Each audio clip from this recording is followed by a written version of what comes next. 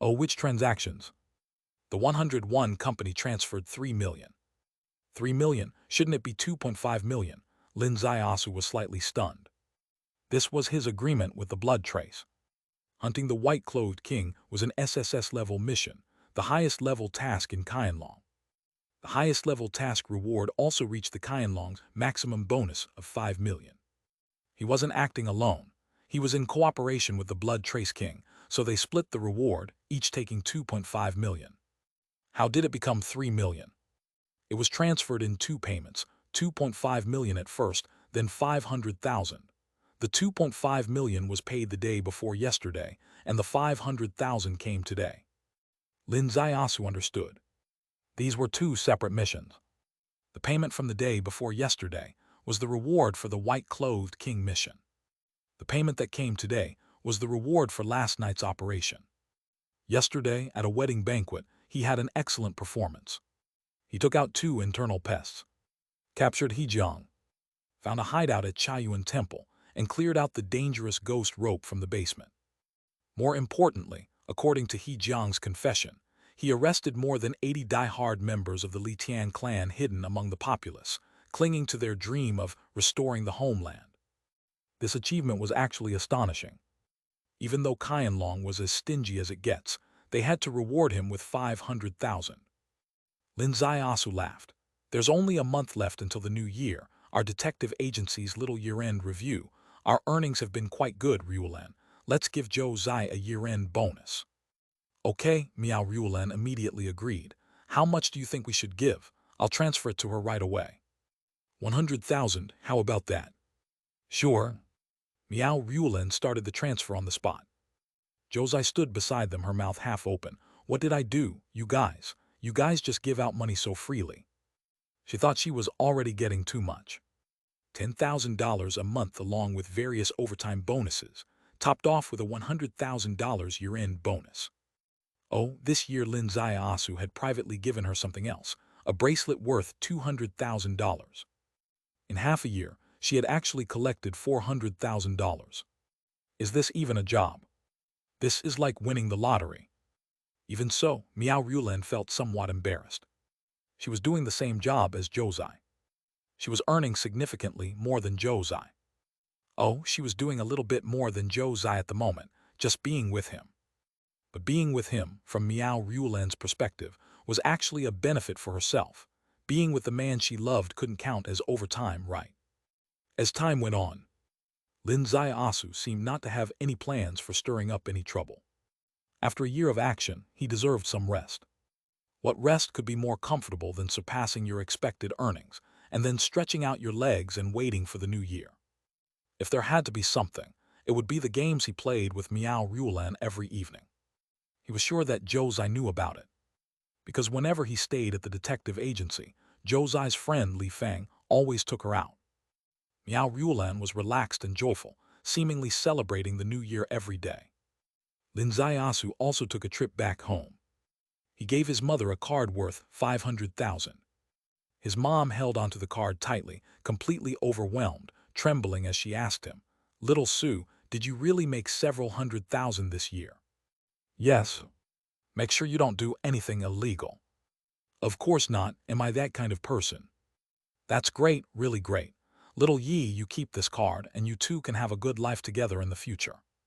Little Yi, clutching the corner of her clothes, felt a bit lost. She was a robot. Her programming didn't account for this. Lin Zaiasu declined on her behalf, explaining for quite a while before his mother finally put the card away happily at the bottom of a box. She didn't know that since the detective agency had opened up in the first half of the year, Lin Zaiasu had earned nearly 2 million, after splitting it 50-50 with Ryulan. Lin Zaiasu didn't dare to give her all of it, fearing he might scare her. So he only gave her 500,000. Joyful and full days passed by, one after another, until the last month. As it entered the final month, Fengcheng truly experienced the bleakness of winter. The leaves on the street trees had fallen. Then ice started to form along the Yishui River. Passers-by were dressed in thick down jackets. But this didn't include the two people in the detective agency. Miao Ryulan and Zhou Zai were only wearing tight-fitting inner layers and trench coats over them. After they had practiced ancient martial arts, poetically speaking, when spring drills into your bones, who needs down jackets? Sister Lan, Brother Lin went to the library again. You say he has defeated everyone on the detective path, but why is he still so hardworking? Josai asked. Miao Ruolan smiled gently. You should think about it in reverse. Is it not because he works so hard that no one can keep up with him? Makes sense. We should probably set some New Year's resolutions as well. Brother Lin is taking larger and larger steps outward each year. He'll probably be away from home for most of the next year. We'll have to take care of things at home. Josai did not even notice that she said home, very naturally. Suddenly, the front door swung open. Josai and Miao Ruolan raised their eyes and were taken aback. Entering was a young woman draped in a snow-white fur coat with a tight-fitting pink outfit underneath. Her chest was unparalleled, but that wasn't the focus. The focus was she was a foreign girl. Blonde hair, blue eyes, and exquisite features. A foreign girl. Even though the modern era of reform and opening up had brought foreigners to large cities everywhere, in Fengcheng, a small 8th-tier county, foreign girls were still quite rare. When they did appear, they were usually married into the county. And the foreign girl in front of them, as graceful as a princess, could she possibly be someone's wife in Fengcheng? If so, that man must have seriously brought glory to the nation. Josai and Miao Ruolan both stood up simultaneously. The foreign girl stepped forward, extending her hand. Exchanging handshakes with them, speaking a language they didn't understand. Miao Ruolan's foreign language skills were a significant weakness. She didn't understand a word. Josai was a bit better, having studied English, but only to the extent of dealing with high school exam papers. She could barely understand a few words. The person you're looking for is Lin Zaiasu. Yes, the foreign girl responded in English. What's the matter? The foreign girl said a few things. Josai was stumped and turned her gaze to Miao Ruolan. Sister Lan, how's Brother Lin's English? He should understand some. I'll call him. Miao Ruolan picked up her phone and called Lin Zaiasu. Receiving her call, Lin Zaiasu was slightly startled. A foreigner actually showed up at our detective agency. Yes, and she specifically asked for you. All right, I'm on my way back. Exiting the library, crossing the street, Lin Zaiasu stepped into the detective agency. As soon as he entered, his gaze fell on the foreign girl's face, and his mind was suddenly in turmoil. Catherine. The visitor turned out to be the mysterious Lady Catherine, whom he had met in Greece 14 days ago. After he and the Blood Trace King had hunted the white-clothed king, various forces in Greece made their move. Among the most notable was Duke Narens, and Catherine was his granddaughter.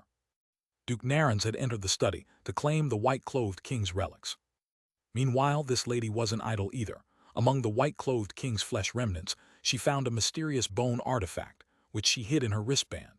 Lin Zaiasu had a gut feeling of its significance.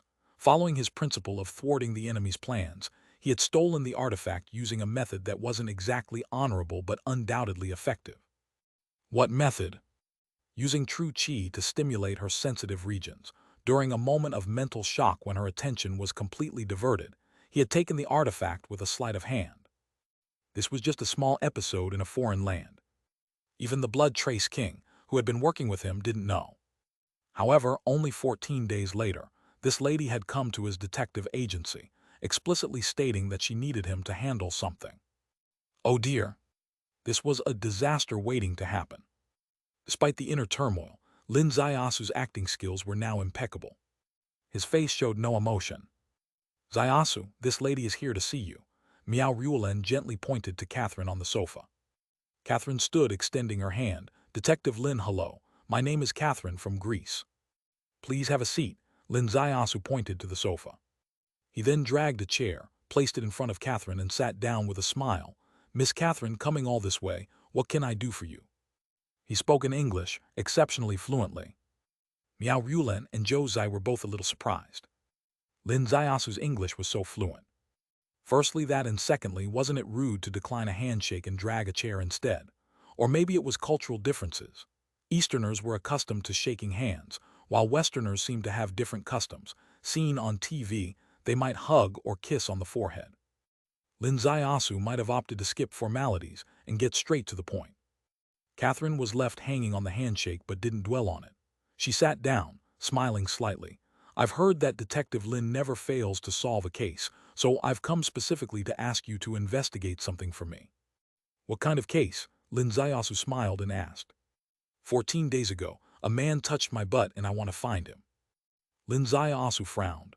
This really speaks to the decline of morals. Miss Catherine coming to Daxia as an international friend, and such a scandalous act happens in Daxia, the land of etiquette. Exactly, that's why I want to find him. Catherine's eyes glimmered. Detective Lin will help me, right? Not necessarily, Lin Zaiyasu replied. I have principles when it comes to taking on cases. Principles of a detective, understood. Catherine lifted her hand slightly. This is 50,000 Luo yuan, which converts to 400,000 in Daxia currency. Is that enough? As she lifted her hand, 5 stacks of bills appeared on the coffee table. Lin Zaiyasu was stupefied. 50,000 Luo yuan, real money. Is this girl crazy? Daring to come into Daxia was already bold enough. Coming into Daxia with real money, are there any boundaries to your boldness? Miao Rulan and Zhou were also stunned. The entire conversation in English had left them mostly in the dark. But within moments, the other party had presented such a large sum. How significant could this case be? Cross-national and worth this 50,000 Luo yuan. Obviously, it's not a trivial matter. Chapter 247, Chapter 247, Ancient Remnant. Lin Zaiyasu said, Miss Catherine, you might have misunderstood my principles. My principle is that the cases I take on must have some weight. Trivial matters harm my reputation. The case you're talking about so far only sounds like a common offense. I don't see the real reason you need an investigation. The real reason? Catherine's gaze fell on his eyes. Detective Lin, do you want me to say it here, or should we take a walk and talk along the way? The sun is pretty good today. Lin Zaiyasu stood up. Going out for a walk sounds nice too. The two went out of the detective agency side by side. Inside the detective agency, Miao Rulan sighed softly. Zier, do we need to learn some foreign languages? They've been talking for a while now, and I haven't understood a word. Zhou looked a bit puzzled. I seem to have understood a little, but what I heard makes me doubt if I heard it correctly. What? That beauty named Lin. She wants Brother Lin to help her find out who touched her butt. No way is touching someone's butt such a big deal for Westerners. Worth all this. Oh my God, those 50,000 Luo yuan are still here, Miao Rulan exclaimed. 50,000 Luo yuan, equivalent to 400,000 Dazia currency, money an average person can't earn in 10 years, just to find out who touched her butt. Zhou said, is this playing high-end or playing lowbrow, or should I call it playing fancy? By the Yishui River. The two walked together. Cold wind blew, bringing a chill. Lin Zaiyasu was already resilient to both cold and heat, accustomed to treating this cold wind as spring breeze. But as for Catherine, her mink fur rustled in the wind, while her slender figure seemed as delicate as the spring breeze. Go ahead, Lin Zaiyasu said. Catherine said, then I'll get straight to the point. All right. 14 days ago at Chris Manor, the person who touched my butt was you. Why? For 2 reasons, Catherine said. First, a message came through. On the day someone entered Chris Manor to carry out the hidden dragon task, it was Blood Trace King and you, Lin Zaiyasu. Lin Zaiasu's gaze shifted to Yishui River beside him, his face expressionless. Catherine added, second, when you entered just now, you refused to shake hands with me, fearing that the true chi in your hand would awaken my memories. Unfortunately, you overlooked one thing. When you returned, I was already sitting on the sofa drinking tea and had already shaken hands with the 2 girls. Their special aura is the same as the true chi that stimulated me that day. Lin Zaiyasu stopped, standing next to a willow tree. If, just hypothetically, if the person you suspect really is me, wouldn't traveling thousands of miles be somewhat foolish? Blindly entering Daxia, appearing before you in your Daxia language, it's called delivering meat to the chopping block, right? The phrase delivering meat to the chopping block was said in Chinese. Lin Zaiyasu said, it seems you know Daxia culture well enough to understand delivering meat to the chopping block. Meat that has no resistance is what is delivered to the chopping block. Catherine smiled slightly, raising her hand and snapping off a dry willow branch. Are you so sure I'm the kind of meat you've defined? Maybe I'm a celestial flower instead. As soon as she finished speaking, the dry branch in her palm suddenly sprouted green. In a moment, 7 willow leaves appeared out of nowhere. She stretched her hand out and handed them to Lin Zaiyasu. In a blink, the 7 leaves turned into 7 elves, shooting towards Lin Zaiasu. Lin Zaiasu neither avoided nor dodged, letting the 7 leaves touch his body. There was a soft sound. The 7 leaves slid down his clothes and were carried away by the wind. Catherine's smile froze. Though Lin Zaiasu's face still held a smile, it was rather forced. When the opponent raised her hand, the dry branch turned green. The 7 leaves seemed light and casual, but their attacking positions were extremely intricate. The leaves fell off as soon as they touched him, seemingly harmless, but Lin Zaiasu knew that the lethality was terrifying. His blood tower trembled because of these 7 leaves, relying only on 7 leaves to shake his blood tower. Her power was almost on par with the white-clothed king. The intensity of her attack might not be as fierce, but its intricacy was beyond comparison. That was her answer to Lin Zaiasu. You say I'm meat on the chopping block, but with my skills, hardly anyone could see me as meat. What a delicate technique. What is this power? Elf race, the wood power within our bloodlines, Catherine said. Elf race? Wood power? Lin Zaiasu's heart moved slightly. The elf race, does it really exist in this world? The elf clan is an ancient strange clan. Their life's essence is incredibly resilient and has always left remnants in the world. However, the current environment no longer suits the growth of the elf clan. Most clansmen cannot awaken and live and die like ordinary humans without ever knowing their true lineage, Catherine said. But at certain special nodes, due to some unique fate, some can awaken. I'm the awakener of the current Naren's family. One sentence seemed to open a new door before Lin Zaiasu. The mountain and river scripture and the sea abyss scripture both have similar teachings. In ancient times, myriad clans coexisted on this planet. But a great god and demon war led to their mutual decline. No one mentioned the final fate of the myriad clans. Now it seems, perhaps the myriad clans didn't entirely vanish with the end of that era, but some individuals emerged from history and integrated their bloodlines into this current civilization. However, the current civilization's sky is not their original survival sky. This generation's spiritual energy is gone. Without spiritual energy, their unique racial traits cannot revive. They become truly indistinguishable from ordinary people, living and dying like them, generation after generation, for thousands of years on end. Perhaps they themselves forget their origins. But as the Taoist scripture says, heavenly Tao cycles, the great Tao rises and falls. Heavenly Tao is cyclical. At some point, spiritual energy will revive, and so will the myriad clans. The current awakening individuals are probably premonitions. For various clans, it's a good sign, but to Lin Zaiasu, it's a dangerous omen. Because this means the return of the heavenly Tao cycle, and the ancient era will reappear. He seemed to have wandered far away for a moment.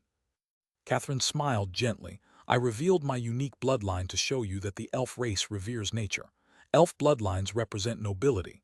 I disdain being with serpents, no matter how many heads they have. Lin Zaiasu's gaze seemed to return from distant time and space, focusing on her, without replying. Catherine said, You saw us at Chris Manor, but that doesn't mean we are nine-headed snake. We merely made a transaction with them. We've never respected that venomous snake lurking in the shadows. What kind of transaction? We paid a huge price to collect Lu Xiushu's relics, Catherine said. Nine-headed snake thought we were targeting Lu Xiushu's commercial network, intending to take over the Ziluo investment company he left behind. Considering the company's actual value is not significant, they agreed to our term. But they didn't know our real goal wasn't the company itself. It has always been the blood coffin key. Blood coffin key, what is it? Lin Zaiasu said. It's the bone artifact you stole from my hand when you touched my butt, Catherine said. Lin Zaiasu coughed lightly twice. What I'm asking is, what exactly does this bone artifact do? Blood coffin key is related to a unique group called remnants. Not sure if you've heard this term before. Lin Zaiasu shook his head. This term he truly hadn't heard of. Catherine then revealed everything. During the ancient god and demon war, all sides exposed their cards. Various masters and divine skills displayed themselves, but truly ending that war wasn't easy. Both sides had formidable cards and deep foundations. No matter who, it was impossible to finally settle the battle. Therefore, a mysterious plan emerged. What plan? Remnant plan. The core of the remnant plan was to seal certain masters in special blood coffins, skipping this era to rise again in the future. This plan was born out of necessity, having many benefits and no drawbacks. During the God and Demon War, these sealed masters were at most second-rate. With or without them, the war wouldn't be affected much. But after the God and Demon War, when all top powers perished, these remnants, upon breaking free from their coffins, would become unrivaled masters, controlling heaven and earth. The top factions executing this plan were optimistic. Even if we fail now, in the next era, we'll hold the advantage, destroy your territories, sever your heritage, and with extended time, we'll still win. Two unforeseen things happened. First, this plan was leaked, forming the theater effect. What is the theater effect? When someone stands up during a play, everyone behind them must stand up too. If one faction executed the remnant plan, others had to follow. If not, thousands of years later, they feared their ancestral graves might be dug up. Thus, all informed factions started executing the remnant plan reluctantly. This has a modern term: internal competition. As a result, special blood coffins were buried everywhere. Marvelous troops became commonplace, making people speechless. The second and even more unexpected occurrence was the appearance of a super-powerful Emperor Kun, who cut off the Jade passage. Emperor Kun severed the Jade passage, leading to the demise of spiritual energy. Without external spiritual energy, blood coffins shrank to blood cocoons, and the entities inside couldn't self-release, becoming sealed larvae. The plan itself was promising. The reality, however, was harsh. Chapter 248. Chapter 248, A Deal. The batch of remnants left behind initially, some were demons, some were gods, some were destroyers, and some were naturally destined to be guardians. Regardless of what they were, they all turned into cocoons, unable to break through the blood coffin sealed shut by the heavenly Tao power. Among these remnants, there was a princess of the elf race. This princess, during the Tiling Pass defense battle for the human clan, single-handedly protected the stronghold, fought for the human clan, and beheaded 81 demon clan great powers. However, she was also severely injured and needed a long time to heal. So, without further ado, she sealed herself in the blood coffin. Her initial intention was not to become a remnant, but to use the seal of the blood coffin to heal her wounds. But the battles on the periphery were swift. The outcome exceeded expectations.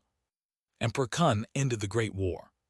Spiritual energy waned, and her blood coffin could not be opened from the inside, which made her a remnant passively. Her story is recorded in the ancient texts of her family, which Catherine carried with her. She raised her hand and took out the ancient texts from her bag. On the parchment, the records of this elf princess were as she described, including the account of the Tiling Pass defense battle. This elf princess was named Qian Ling, an Eastern-style name. Perhaps in that era, the concept of East and West did not exist. I have a rough guess, Lin Ziasu said. The blood coffin key. Is the key to opening the blood coffin from the outside, right? Right. Then there's only one question left, Lin Ziasu said. In this current era, are you sure it's appropriate for an ancient great power to reappear? The current world is very delicate. The current world is also very fragile. Blindly opening a blood coffin, no one knows what kind of outcome it will lead to. This elf princess. Elves are a modern Western concept. In the ancient era, they were actually called the Spirit Clan. This Spirit Clan princess is recorded in the ancient texts as fighting to the death for the human clan. The ancient texts, viewed through Lin Ziasu's heavenly Tao wisdom eye, indeed seem ancient enough. But does that mean the Spirit Clan's Princess Qian Ling is not dangerous? If we accidentally open Pandora's box, who will be responsible? Catherine sighed sadly. Without the reappearance of an ancient great power, the life source tree of hers in the Alpine Mountains has been dead for over 1,000 years. She has already died. Our family's mission for generations has just been to find her relics. Dead? You said. The blood coffin key actually had been in the hands of the white-clothed king for a while. Didn't he try to find her relics? The white-clothed king didn't know the true purpose of the blood coffin key. He only regarded it as an ancient sacrificial artifact, Catherine said. Besides, he didn't have this spirit ring either, so he couldn't find the exact location of the blood coffin. She raised her hand lightly, a strange ring on her finger, radiating a glow beyond that of the ring itself. This glow was generally imperceptible, but Lin Ziasu saw it clearly. It was a kind of strange light wave. When it approached the stolen blood coffin key, the spectrum was quite anomalous. The white-clothed king getting this blood coffin key, not knowing its true purpose, was normal. Lin Zaiasu had had this blood coffin key for more than 10 days, and he also didn't know, did he? Even if he knew, it was useless. Without this ring, he couldn't find the location of the blood coffin. Catherine had this ring and knew the true use of the blood coffin key, so when the white-clothed king died, she rushed to the scene, retrieved the ring, and was watching the millennial plan about to be implemented smoothly. Unfortunately, Lin Zaiasu's deft hands emptied the vital key. Thus, she came a long way, spending 50,000 Loyuan to find the one who touched her butt. A farce in itself was not a farce. It was an extremely serious millennial plan. Detective Lin, Catherine gently sighed, this time I come with goodwill. I can see that, Lin Zaiasu said. Work with me this time, how about it? Cooperate. Yes, Catherine said, you and I being honest with each other. Among the ancestors' relics I only want her remains. For any other treasures they will be all yours. Besides, I'll help you deal with the 9-headed snake. Lin Zaiasu's gaze was extremely calm. He quietly looked at her, and after a long while gently sighed, is this your opinion or your grandfather's opinion? It's my opinion, and it's also the family's collective decision, including my grandfather.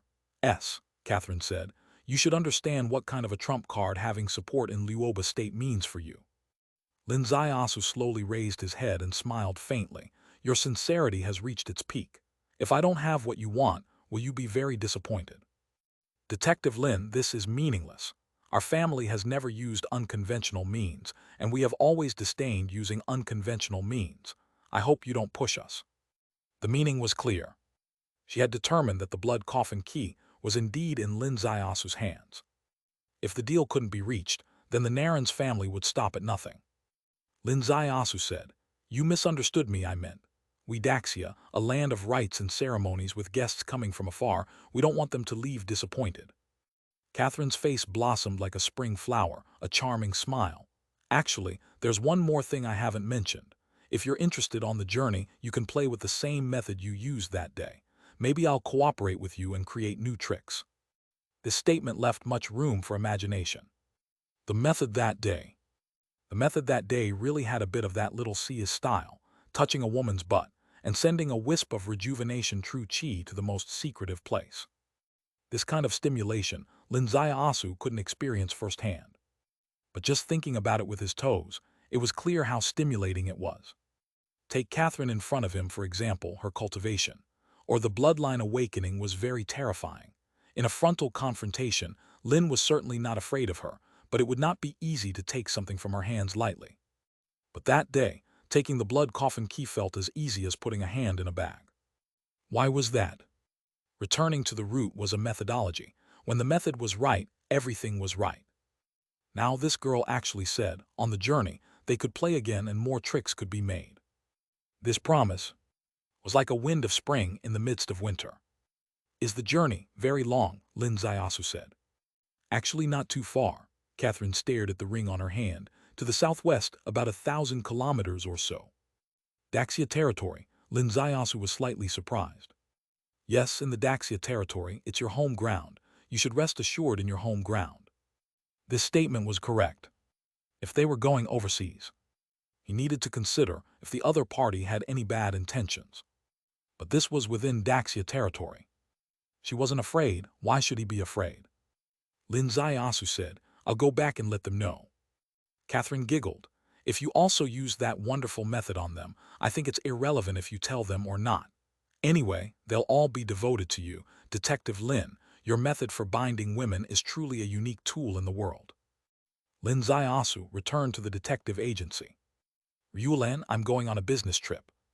Ryulan nodded gently. You really took this case. Yes, I didn't want to take this mess, but they offered too much. Be careful dealing with foreigners, Ryulan said.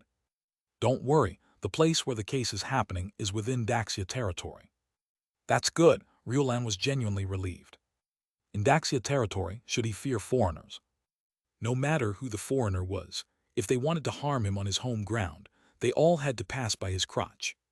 And if this big-breasted foreign beauty were to turn over, it might not just be the crotch.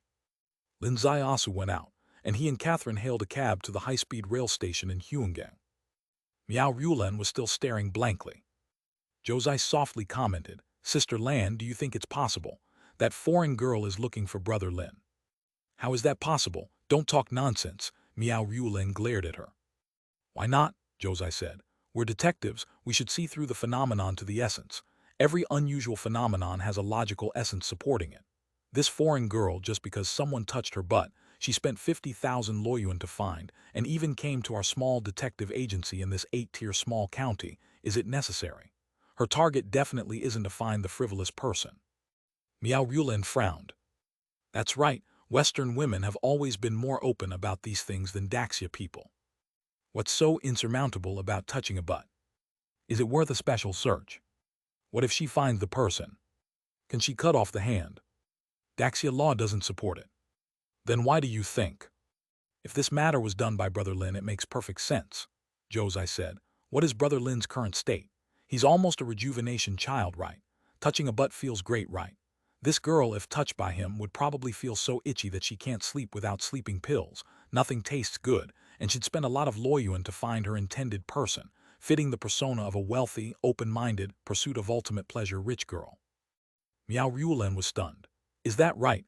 I know you're talking nonsense, but why do I feel a strange sense that what you're saying makes some small sense?" Josai giggled. "Looks like our detective agency can open up another business channel, specifically targeting those rich women."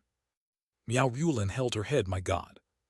On the high-speed train, Lin Zaiasu and Catherine had upper and lower bunks. Lin Zaiasu was on the upper bunk, she was on the lower. When he climbed up, Catherine's girl had said, "There's no need to climb up and down, right? Why don't we squeeze on the lower bunk?" This was a very clear invitation. But Lin Zaiasu had some things to think about, so he smiled and climbed up. Catherine, on that night 14 days ago, he had almost confirmed her as an opponent. What about today? Any adjustments? Chapter 249. Chapter 249. Searching for remnants thousands of miles away. All her actions, all her words, supported this adjustment. She is an awakener of the elf race. The Naren's family is a family of elf bloodline. Whether elf or spirit clan in movies and TV shows, they rarely have antagonistic roles. They mostly appear very positive. If the TV law of beauty equals justice holds, she appears very just. Her appearance at Chris Manor that day was hard to explain initially, but her brief explanation was flawless. She just used the 9-headed snake for their relationship. It was a cooperation-based effort to obtain the blood coffin key. The person inside the blood coffin is called Princess Kyan Ling.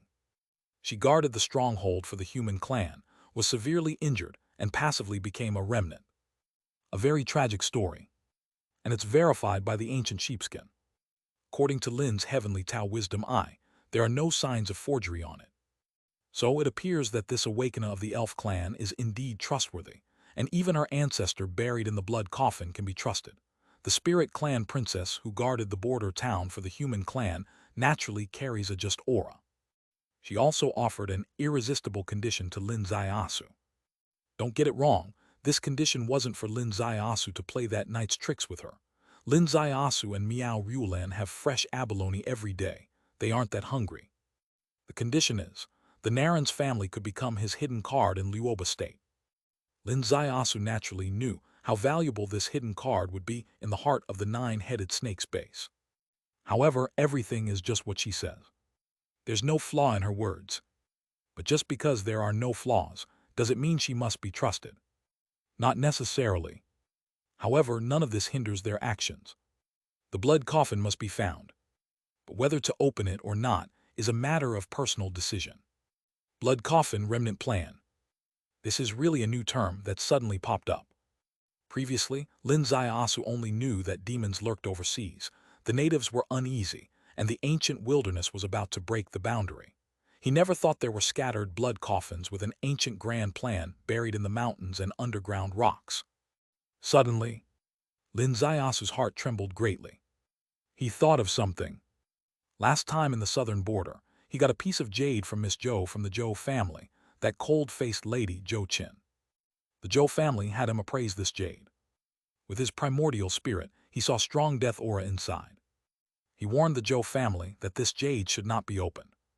Zhou Qin didn't believe it and opened the jade anyway, almost dying. From this cracked jade, he found a micro-coffin. The coffin had strong death aura, but also absolute vitality. Sealing a living creature in Jade was unheard of. But combined with this suddenly revealed remnant plan. Could this micro-coffin also be a remnant? If so, it would completely make sense. The ancient remnant plan buried remnants everywhere. With the changes of the Earth's crust, vicissitudes of life, volcanic eruptions, magma wrapping, high temperature and pressure or low pressure, Jade was formed. Time can create all kinds of wonders. Lin Zaiasu spread out his heavenly Tao primordial spirit and entered the secret realm. The micro-coffin floated eerily in the void.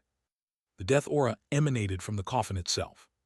Upon closer inspection, it indeed seemed to be seeping blood, but not fresh blood. Instead, it was black with a hint of dark red. A bright red coffin is called a blood coffin. Who said a dark red one isn't called a blood coffin? As the heavenly Tao primordial spirit slowly approached, the silver fish became increasingly uneasy, seemingly sensing danger. Suddenly, a powerful force pulled, and the heavenly Tao silver fish was about to lose control. Lin Zaiasu was greatly shocked, focused all his consciousness, and firmly held onto the heavenly Tao silver fish. He finally stabilized it, pulling the heavenly Tao silver fish out of the coffin's vortex. He broke out in a cold sweat. Losing control of the heavenly Tao silver fish was an experience he had never encountered. Luckily, he managed to stop it. This was probably what Hua Maoi mentioned. The heavenly Tao primordial spirit was not something a cultivator gained through their own cultivation. It came by chance and has flaws. The biggest flaw is that the control over the body is greatly reduced. If not careful, it might run away. Now he experienced it. One experiment, and he broke out in a cold sweat. Lin Zaiasu didn't dare to try again. But his belief was further solidified. Perhaps this blood coffin is indeed a remnant. Otherwise, it wouldn't be so terrifying. Each remnant is a great ancient power. Whether it's a blessing or a curse is completely unknown. What about the one on himself? What could it bring him? Lin Zaiasu remained uncertain. Perhaps he would need to wait until his heavenly Tao primordial spirit became stronger before he could investigate closely. The high-speed rail journey took just 5 hours. Boarded in the morning, arrived under the setting sun. Hung Valley of Chuanan Province. Catherine wasn't familiar with Daxia country's geography, but based on the spatial coordinates from the ring, Lin Zaiasu compared it with the map of Daxia to get this answer. The answer was correct. After disembarking the high-speed rail, Catherine relocated the area. It was just 100 miles away. After confirming the location, Lin Zaiasu checked the map again, his heart slightly stirred. That place, according to the map's marking, was somewhere he had once visited, Lao Mountain. Lao Mountain, mysterious and unpredictable. His first mission with Qianlong was to Lao Mountain. After that, another matter drew his attention back to Lao Mountain. It was that purple magic stone. This purple magic stone was obtained from Lao Mountain. He didn't know the exact location, but Lao Mountain itself was a place with extremely chaotic spatial orientation. Some say Lao Mountain is the entrance to the demon world. Demon world. Demon is a self-defined term. Depending on one's standpoint, the definition of demon varies. He couldn't determine what this demon referred to. Maybe it's the ancient wilderness, maybe the Earth's core, maybe an ancient Taoist place, but could it be a coffin? On the way to Lao Mountain by taxi, Catherine was very nervous. To ease her nerves, she held Lin Zaiasu's hand. Lin Zaiasu, being a rejuvenation child, actually found it quite comfortable to hold hands, especially in the cold season where holding hands brought warmth. Upon reaching Lao Mountain, they stayed for a night. That night they stayed in a resort hotel in the scenic area of Lao Mountain. According to Catherine, they could share a room. If Lin Zaiasu had that intention, she probably wouldn't oppose fulfilling her promise. To use her body to smooth the upcoming exploration path was not a big hurdle for her. But Lin Zaiasu was serious at this moment and booked 2 rooms. He was different from Catherine. Fundamentally different. Unclear enemies wouldn't lead to intimacy first. Happy and carefree feast on the bed, turn around for life and death struggle. Did she think he was a jerk? Readers spray tea on their screens. Meh, can you say you're not? Handsome brother Lin still has some principles. The next day, the weather was clear. They entered Lao Mountain. After entering Lao Mountain, Catherine realized that the weather didn't matter at all. 10 miles into the mountain, the weather changed 3 times. Sunny, foggy, cloudy, then sunny again, as if a mischievous child was playing with the seasonal clock, showing random changes. Luckily, the ring in their hands was reliable. The distance indicated was shortening. 20 kilometers, 10 kilometers, 5,000 meters. Suddenly, a deep pool appeared ahead. The water was emerald green, an unnaturally enchanting green.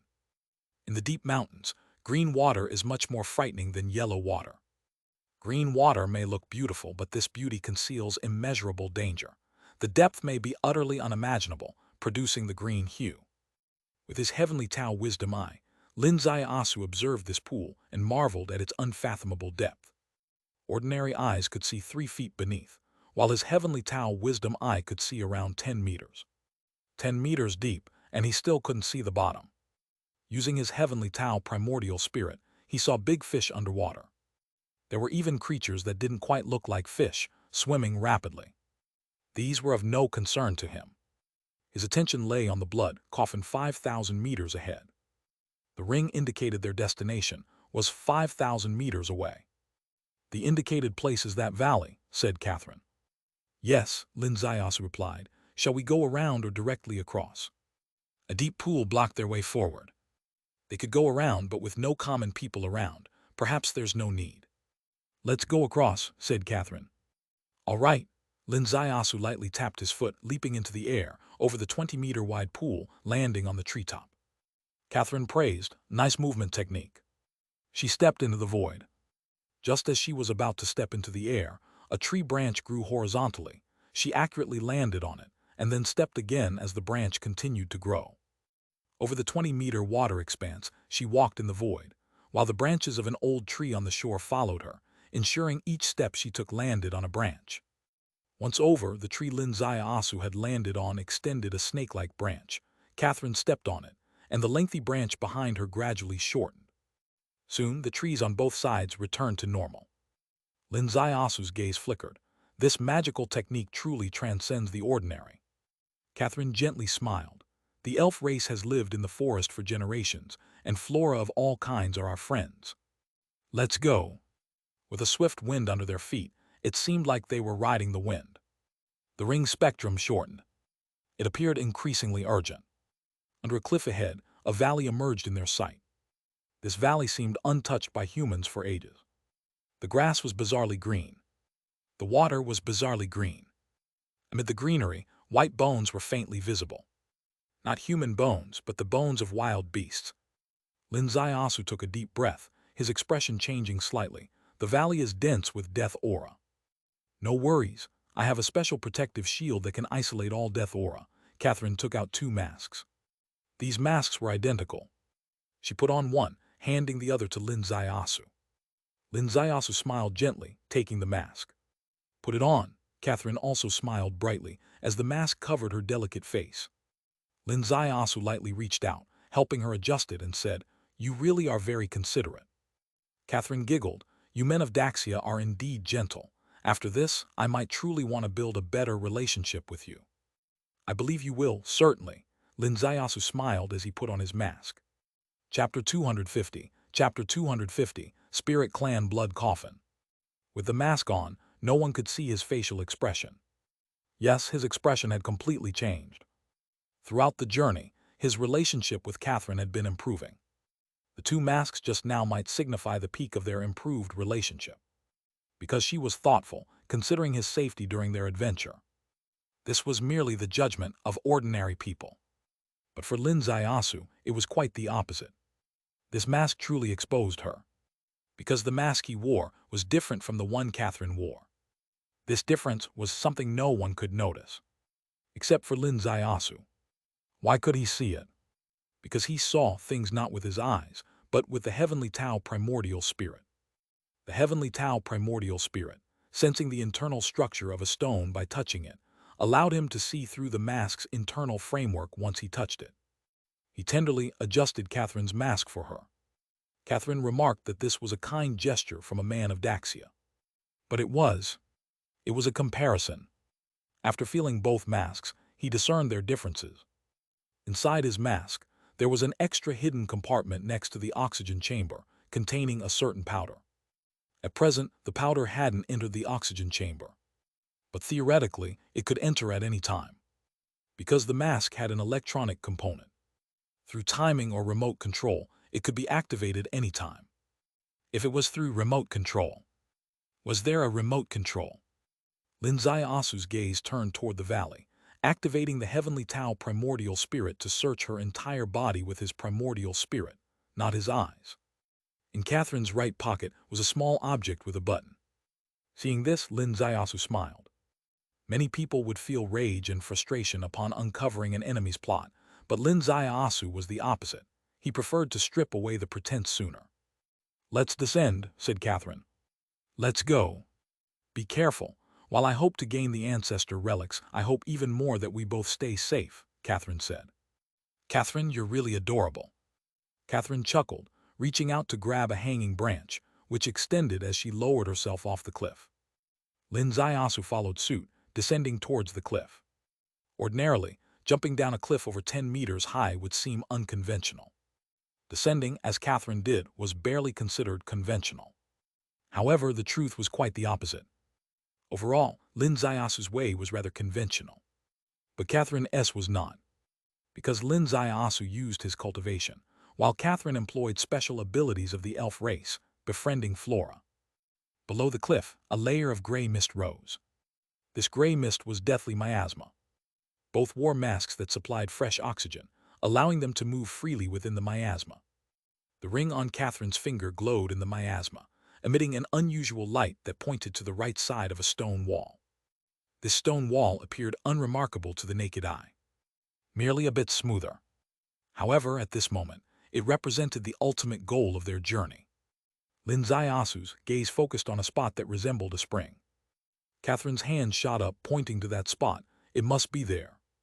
Linzai-Asu's toes touched the spot, clinging like a gecko, extending the heavenly Tao primordial spirit through the small hole. He felt a strong, deathly force, similar to the miasma he encountered in the secret realm coffin. But there was a difference. The difference was, the small coffin in the secret realm contained strong vitality, whereas this hole held no signs of life. Aside from boundless deathly force, there was only ancient loneliness. Yes, he clearly sensed loneliness. Maybe Catherine said one true thing, that the Spirit Clan princess had indeed died. If this was a Pandora's box, the first thing would be to determine the inherent danger. If there was vitality inside, it must be opened with utmost caution, but if the remnant was dead, only relics would remain. Relics were not overly risky. Catherine watched Linzai-Asu's silhouette from below.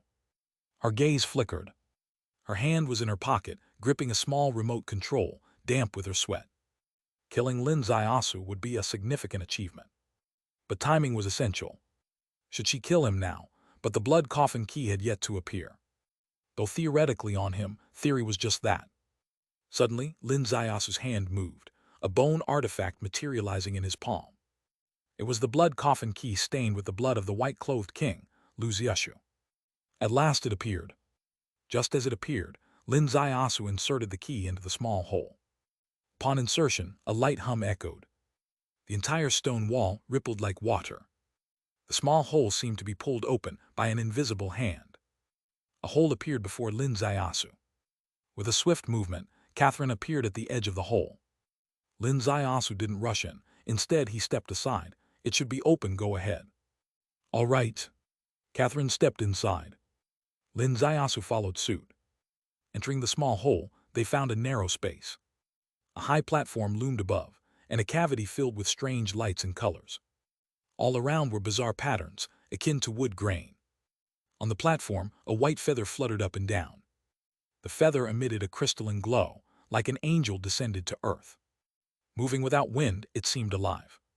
Even after thousands of years, the white feather remained untainted. Catherine's eyes shone brightly. "Ancestor relic." Linzai-Asu touched his nose. "Your ancestor relic is just a feather. Born a heavenly fairy, died as a light feather. This is the elf race." Catherine turned her gaze to Linzai-Asu. "We have an agreement," Linzai-Asu interrupted her. "Go ahead." Catherine withdrew her right hand from her pocket, smiling.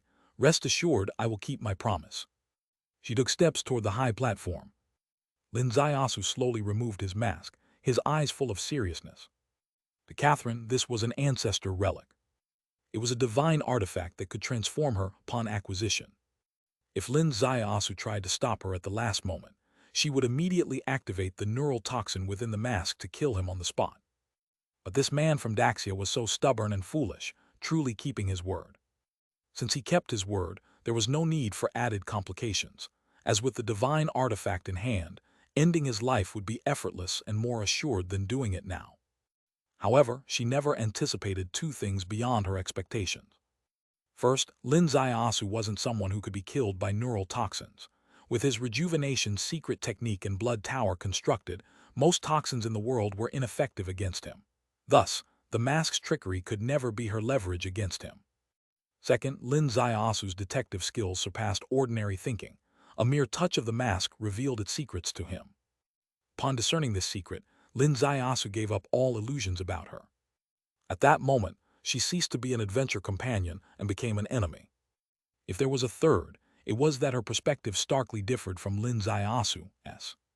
To her, the blood coffin's interior contained nothing but a white feather. But viewing it through the heavenly Tao primordial spirit, Lin Zaiasu saw an ancient painting. A woman white-clad like snow, with peerless grace and unearthly demeanor. In serene slumber within the cave, undeterred by the encircling deathly force, her peerless beauty remained unhidden. Suddenly, from a corner of the cave, a drop of water fell.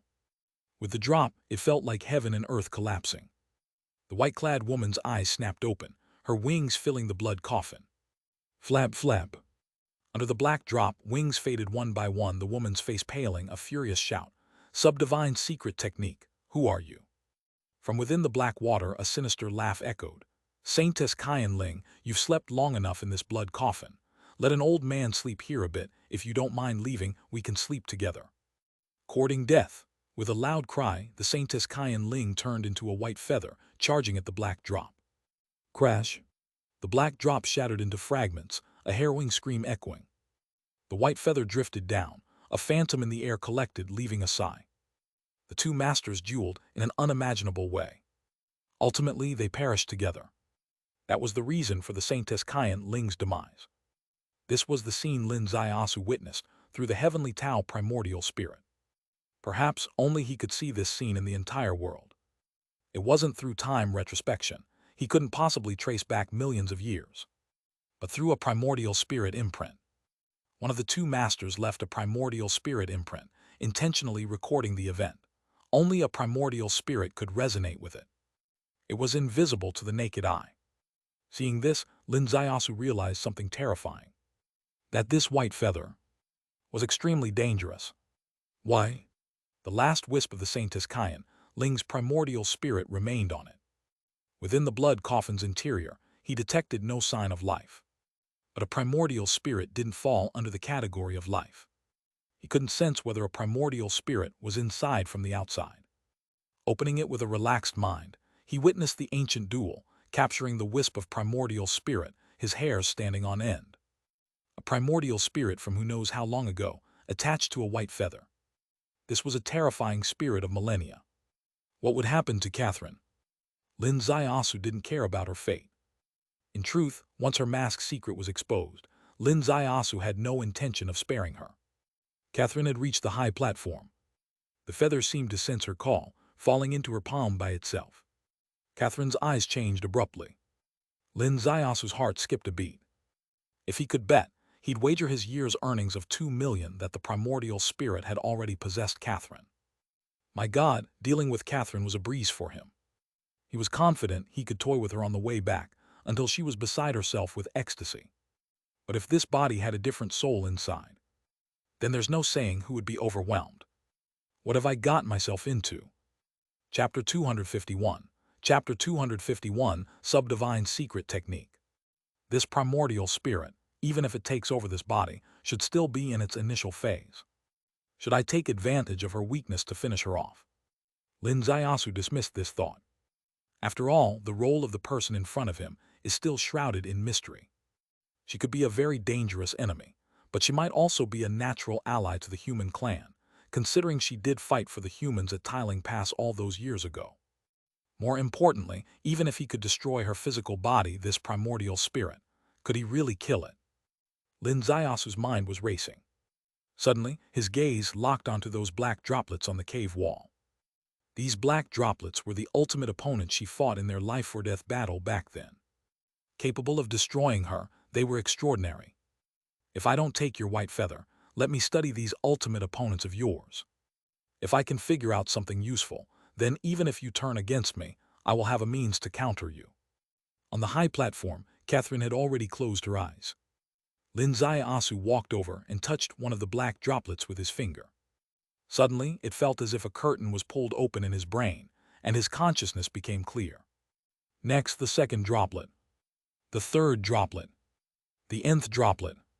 He lost track of time. He only knew that after countless years, the droplets shattered by Saintess Kaian Ling were all collected from the corners of this blood coffin by him. These droplets would disappear into thin air as soon as he touched them. His brain grew increasingly agile. His brain functions were more active than ever before. His human Tao orchid heart rejoiced. This is not water. This is the manifestation of a secondary deity. From these manifestations, he opened a window into the world of secondary deities. Secondary deities are not mysterious at all. Even ordinary people have them, it's just spiritual power. However, the secondary deities of ordinary people are too weak, making them only slightly smarter or more intelligent. But for cultivators, the secondary deity is entirely different. In the world of cultivators, secondary deities are developed to have various extraordinary functions. For example, controlling others. How to do it? Using the subdivine skill, you can directly read the opponent's thoughts, observing their intentions, which is no longer a lie. This is called the mind-reading technique. Feeling the potential of this ability, Lin Ziyasu was extremely excited. The world today is so complex. Everyone knows people by face, but not by heart. If he could use the subdivine secret technique to observe people and their hearts and directly access their deepest secrets, what a powerful weapon that would be. It would be a nuclear weapon in the realm of espionage. Capture one nine-headed snake, and you uncover an entire nest. Capture one traitor, and you bring out the whole group. No matter what counter-espionage methods they use, it's useless. This is just the basic technique of the subdivine skill. Its more advanced techniques are truly unheard of. For example, the initial purpose of this black water droplet. Through the blood coffin, it reenacts a droplet using the subdivine skill to kill Saintess Kaian Ling. This is its ability to kill in the void, eradicating the opponent's primordial spirit. From this perspective, the secondary deity, though named subordinate to the primordial spirit, is actually the nemesis of the primordial spirit. Oh my, this is quite taboo. After learning these basic knowledge, Lin Ziyasu compared it to his own subdivine skill and felt a bit depressed that the subdivine essence carried by this droplet had considerably diminished after eons. His current subdivine skill was probably around level 18. Reaching level 25 would allow him to read others' thoughts. Reaching level 30 would enable him to kill in the void. Of course, possessing the subdivine skill is still different from having none at all. At the very least, Lin Ziyasu felt that his human Tao orchid heart worked more efficiently. In his sea of consciousness, it also seemed to have become rounder. The sea of consciousness silver fish appeared to have found a suitable space, significantly enhancing its connection with his consciousness. The words of Shenghua Valley Lord Hua Maioi echoed in his mind. The heavenly Tao primordial spirit is an external guest. If you wish to keep it, there are two methods. First, cultivate your own primordial spirit to merge with the heavenly Tao primordial spirit. Second, find a spiritual power secret technique to forcibly control it. Now he had taken the first step. He possessed a subdivine secret technique. Although this secret technique could currently only serve as a lubricant for his human Tao orchid heart, only as tea to retain the heavenly Tao silver fish, as an old saying goes, if you take the first step, worry not about the second. As he raised his gaze toward the high platform, he was slightly shocked. On the high platform, Catherine was looking at him with a slight smile. That smile immediately set off alarms in Lin Ziyasu's heart, turning his alertness red. Oh no! She had done it. What followed would be the most complex relationship between them. If the other party were Catherine, there's nothing to say. Only one person would see the sky outside Lao Mountain. However, she was no longer Catherine. She was inhabiting Catherine's body, but the consciousness inside was Saintess Kyan Ling, the spirit clan saintess from countless years ago. Catherine was his enemy, but this person in front of him was not. Catherine he could control, but the person before him was clearly beyond his control, even if she had just fused with this body, even if there was a process of recultivation after the primordial spirit takeover. But still, the imagination stemming from a prehistoric great power was simply too vast. Lin Ziasu's emotions were in turmoil, though his face maintained a smile. Finished. Finished, Catherine's single word showed a slight hesitation. Of course, it was just an inner hesitation. Lin Ziasu said, "Shall we go out?" He took the lead and stepped out of the cave. Catherine also exited the cave, breathing the fresh but devoid of spiritual energy air. Her heart turbulence despite her calm demeanor made her a bit confused. She was Saintess Kyan Ling, slumbering within the heavenly Tao blood coffin. Not by her will, as she was merely healing her wounds. Given her character, she absolutely did not want to become a remnant. She preferred to live or die in that grand era. But in the process of healing, she passively became a remnant, a sleep spanning countless millennia. Upon awakening and reclaiming a body, the world outside was no longer familiar. The spiritual energy was gone. Had the heavenly Tao abandoned this world? The body she took, from an external perspective, shared a semblance with her former clansmen. Internally, the bloodline held some familiarity of the spirit clan's bloodline. It was perhaps the best parasitic body she could find. Nonetheless, there was much to adapt to. For instance, the language at first. English was not her ancestral language, but she was very familiar with it. She comprehended what others said and spoke it herself, all because she had perfectly inherited all of Catherine's memories. In those memories were parts she found repugnant, like killing the person in front of her, killing him on the orders of the nine-headed snake. As she read through these memory fragments, Saintess Kyan Ling felt utterly disgusted. This descendant truly amounted to nothing. To obey the directives of such a lowly organization. Her interaction with the man in front of her started from an extremely stimulating encounter. Saintess Kyan Ling, such extreme stimulation was incredibly base. There was no place for such vulgarity in her world. As a nine-heavens fairy, her path was the great Tao. She was a fleeting firefly in the world, an eternal pure sound along the cultivation path. Such disgraceful memories, she would extract and destroy them. As she pinched her fingers to erase these memories, suddenly she stopped. Her heart raced intensely. The law of life. Why did the sensations in these memories involve the mysterious law of life? The law of life, one of the 7 laws of heavenly Tao. Most mysterious. Surpassing her primary would, rules by a significant degree. She cultivated rules. Heavenly Tao's 7 techniques were laws. Laws and rules, though just one word apart, differ vastly in level. Lin Ziasu touched Catherine's butt, sending a strand of true qi to a certain spot, which Catherine felt as mere extreme stimulation, but Saintess Kyan Ling saw through the essence. She found that this strand of true qi contained highly mysterious life laws. Life law perfectly aligned with the wood rules. Wood governs life force. Life law is the root of life and its ultimate evolution. Even in her era, any law was rare, and in this end of Dharma era, there existed life law. How could this be?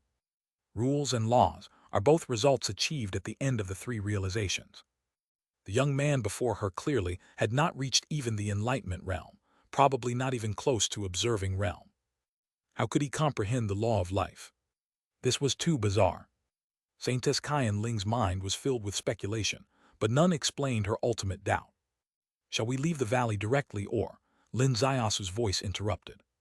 Saintess Kyan Ling gathered her thoughts and gently nodded. Let's leave the valley. Both walked out of the valley, Lin Ziasu lightly pushing off the ground, leaping over the trees, his toes touching briefly before clear the emerald pond. Saintess Kyan Ling followed at a leisurely pace, a branch extending beneath her foot as she approached, carrying her smoothly over the pond. To an observer, she was no different from Catherine. Yet Lin Ziasu sensed the difference. Catherine required support from trees on both sides to bridge the gap, whereas Saintess Kyan Ling did it effortlessly, with an elegant grace. Lin Zaiasu pondered the outcome if they were to engage in a death match. His chances seemed very slim.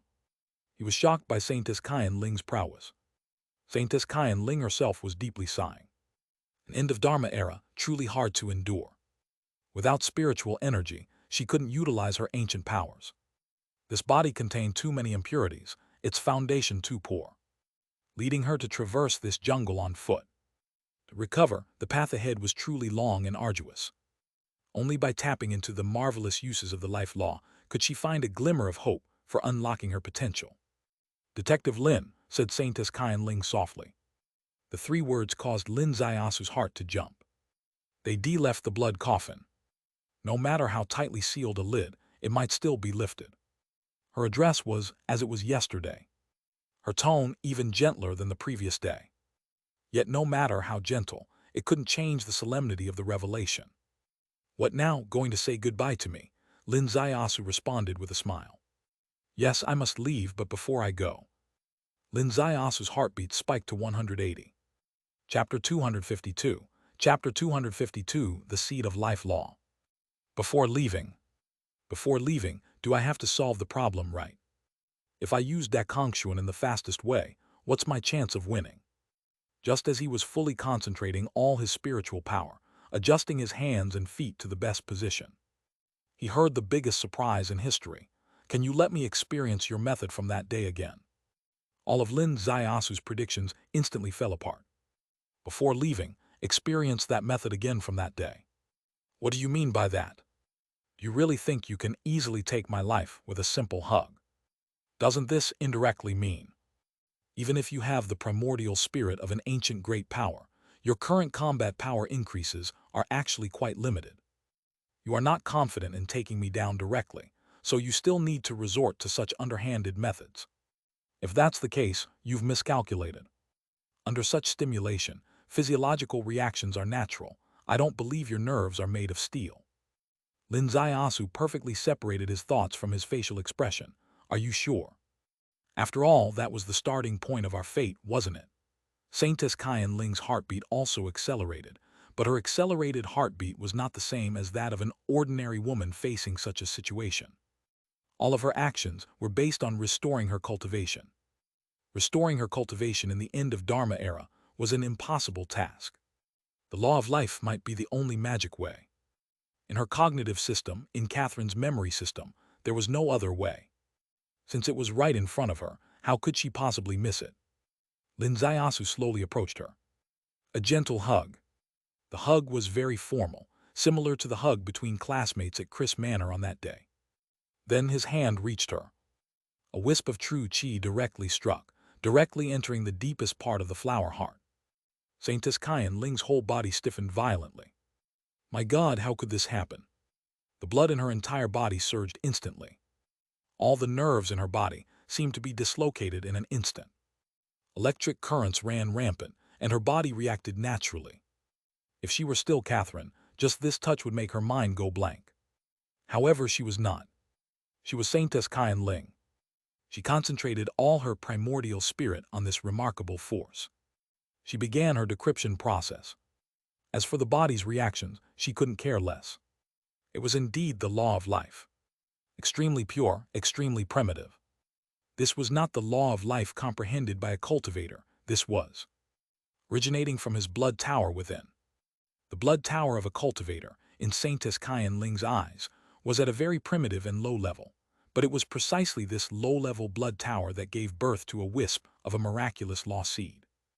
Yes, just a wisp of a law seed. He probably didn't even know it himself, because he was too far from that level. Why would this blood tower have such mysteries? Saintess Qian Ling used this wisp of qi as a bridge and probed backward. She was stunned. The blood tower of the man in front of her was incredibly solid. It was the legendary, perfect foundation.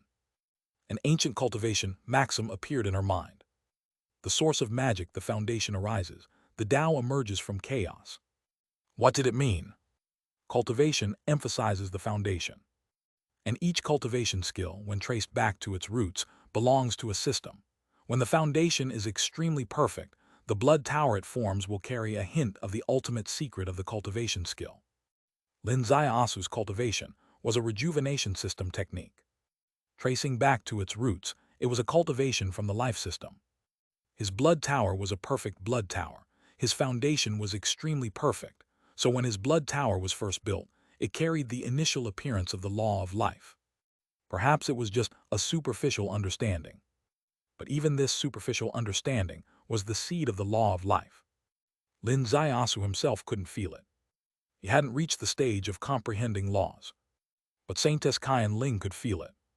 She felt the mysterious and profound nature of the law of life.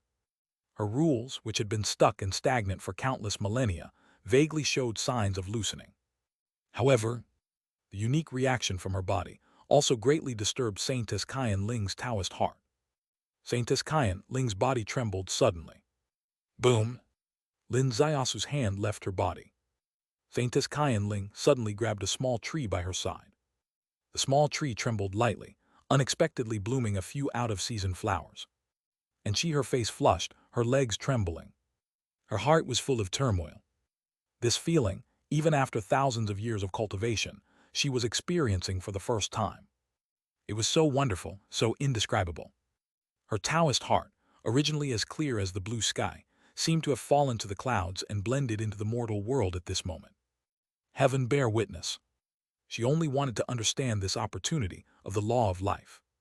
But in the end, it disturbed her Taoist heart. She took a deep breath and completely drove away all distractions. All right, I have to go now. Aren't we taking different paths back? Lin Zaiasu said. I think it's better not to, Saintess Kyan Ling replied. With a movement of her foot, she disappeared into the dense forest like an elf. When there was no one around, she stopped. Her mind returned to the scene just now.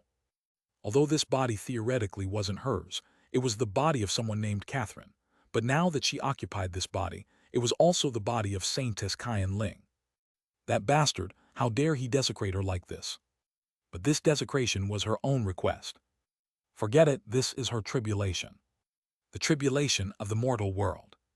Now she had things to do. Return to her former ancestral land, revive her lifebone tree, and her foundation would not perish. As for the man who helped her and also desecrated her, it's a bit complicated, best not to think about it. Catherine moved, the grass and trees moved. She walked through the forest, as if close to the grass, drying her lingerie in the wind in this unique manner. Lin Zaiasu stood where he was. The primordial spirit as I sent off the person, who was not sure whether to call Catherine or Saintess Kyan Ling. He knew that this wonderful adventure had come to an end. He and she, after all, did not have a war.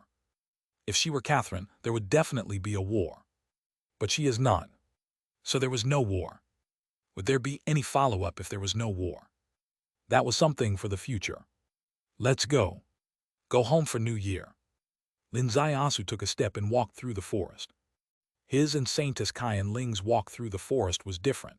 When Saintess Kyan Ling left the mountain, the grass and trees moved, but when he left the mountain, not a leaf rustled.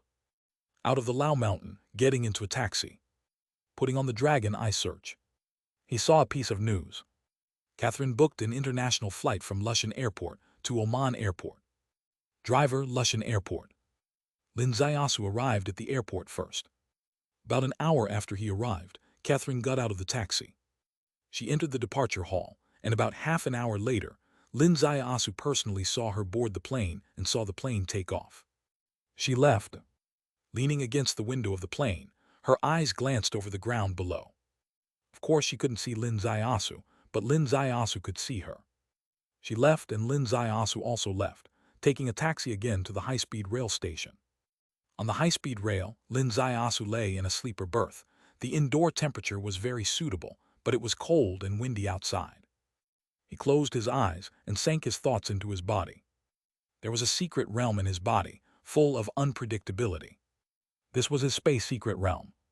He actually knew very little about this secret realm. It was unpredictable. Even more unpredictable was that mysterious microcoffin. On the way to Lao Mountain, he had tried to get the Sea of Consciousness silver fish close to the coffin, almost getting swallowed by it. And now he wanted to try again.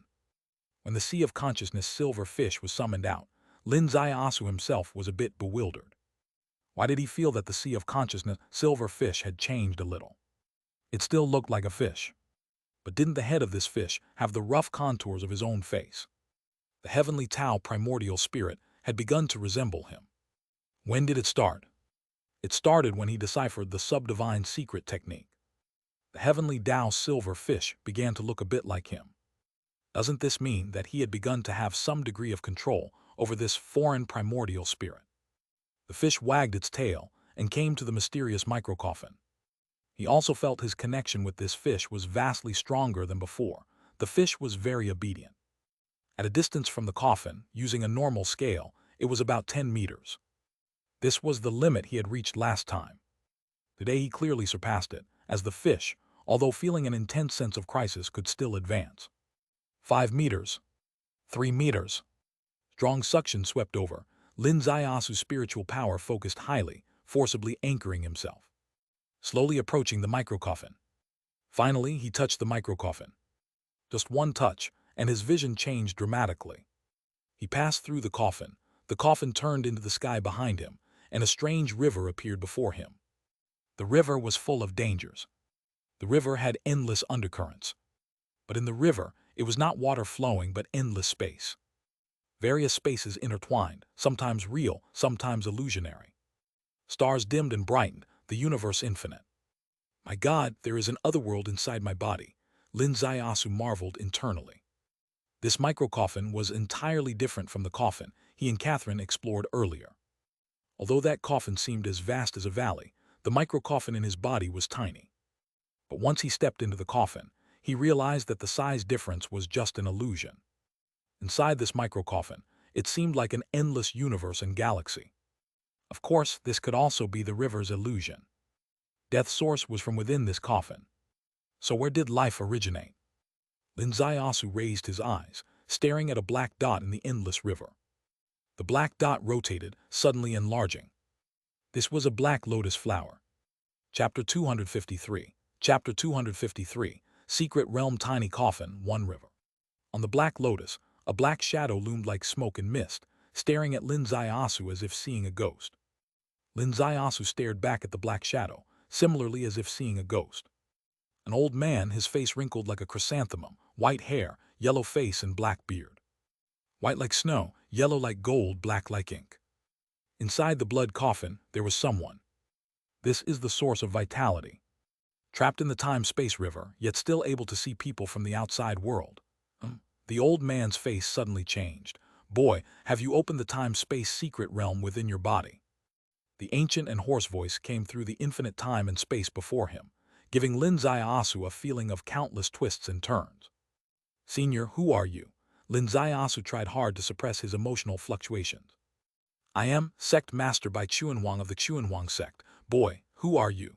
The old man's voice became more amiable. Lin Zaiasu said, I am a person of later generations and know nothing about the Chuanhuang sect. Bai Chuanhuang sighed softly. Time flows like water, thousands of years pass like a sigh. It seems that even the Chuanhuang sect, which shocked the world and was virtuous across the land, couldn't escape that great era. Truly a pity, but things have come to this. Empty sorrow is useless. Boy, can I make a deal with you? A deal? You help this old man escape the predicament of time and space, and I will teach you the highest principles, making you invincible in the world. Senior, you overestimate me, Lin Zaiasu said. How could I have the ability to rescue you from your prison? For an ordinary person, breaking the seal of the time-space river is naturally a delusional dream. But boy, you are different, because you have opened the time-space secret realm within your body. You have a chance to accomplish this feat. Oh, Lin Zaiasu was greatly shaken. How to accomplish this? Place this blood coffin in the chaotic flow space within your secret realm. The secret realm itself carries the power of time and space, and by merging with the law of the time-space river here, I can navigate my way out, Bai Chuanhuang said. The secret realm within the body. Indeed, there was a chaotic flow space within Lin Zaiasu's secret realm. It was that piece of chaotic flow space that tore apart the primordial crystal of the Netherworld 9 transformation beast. This chaotic flow space seemed to have the power to shred everything. If this miniature coffin were sent in, perhaps there might be some miraculous effect. Lin Zaiasu hesitated slightly. Bai Chuanhuang's tone became even more amiable. Boy, under my guidance, the Xuanwang sect became the top sect in the righteous path of the world, pursuing the right path and eliminating evildoers, truly 1,000 noble souls in the Jianghu. If you receive my instruction, you will surely become an outstanding figure among the righteous path disciples, with the demon clan saintess, divine race saintess, and human race saintess all your attendants, countless heroes your slaves, treading the vast world under your feet. What joy is there not in that?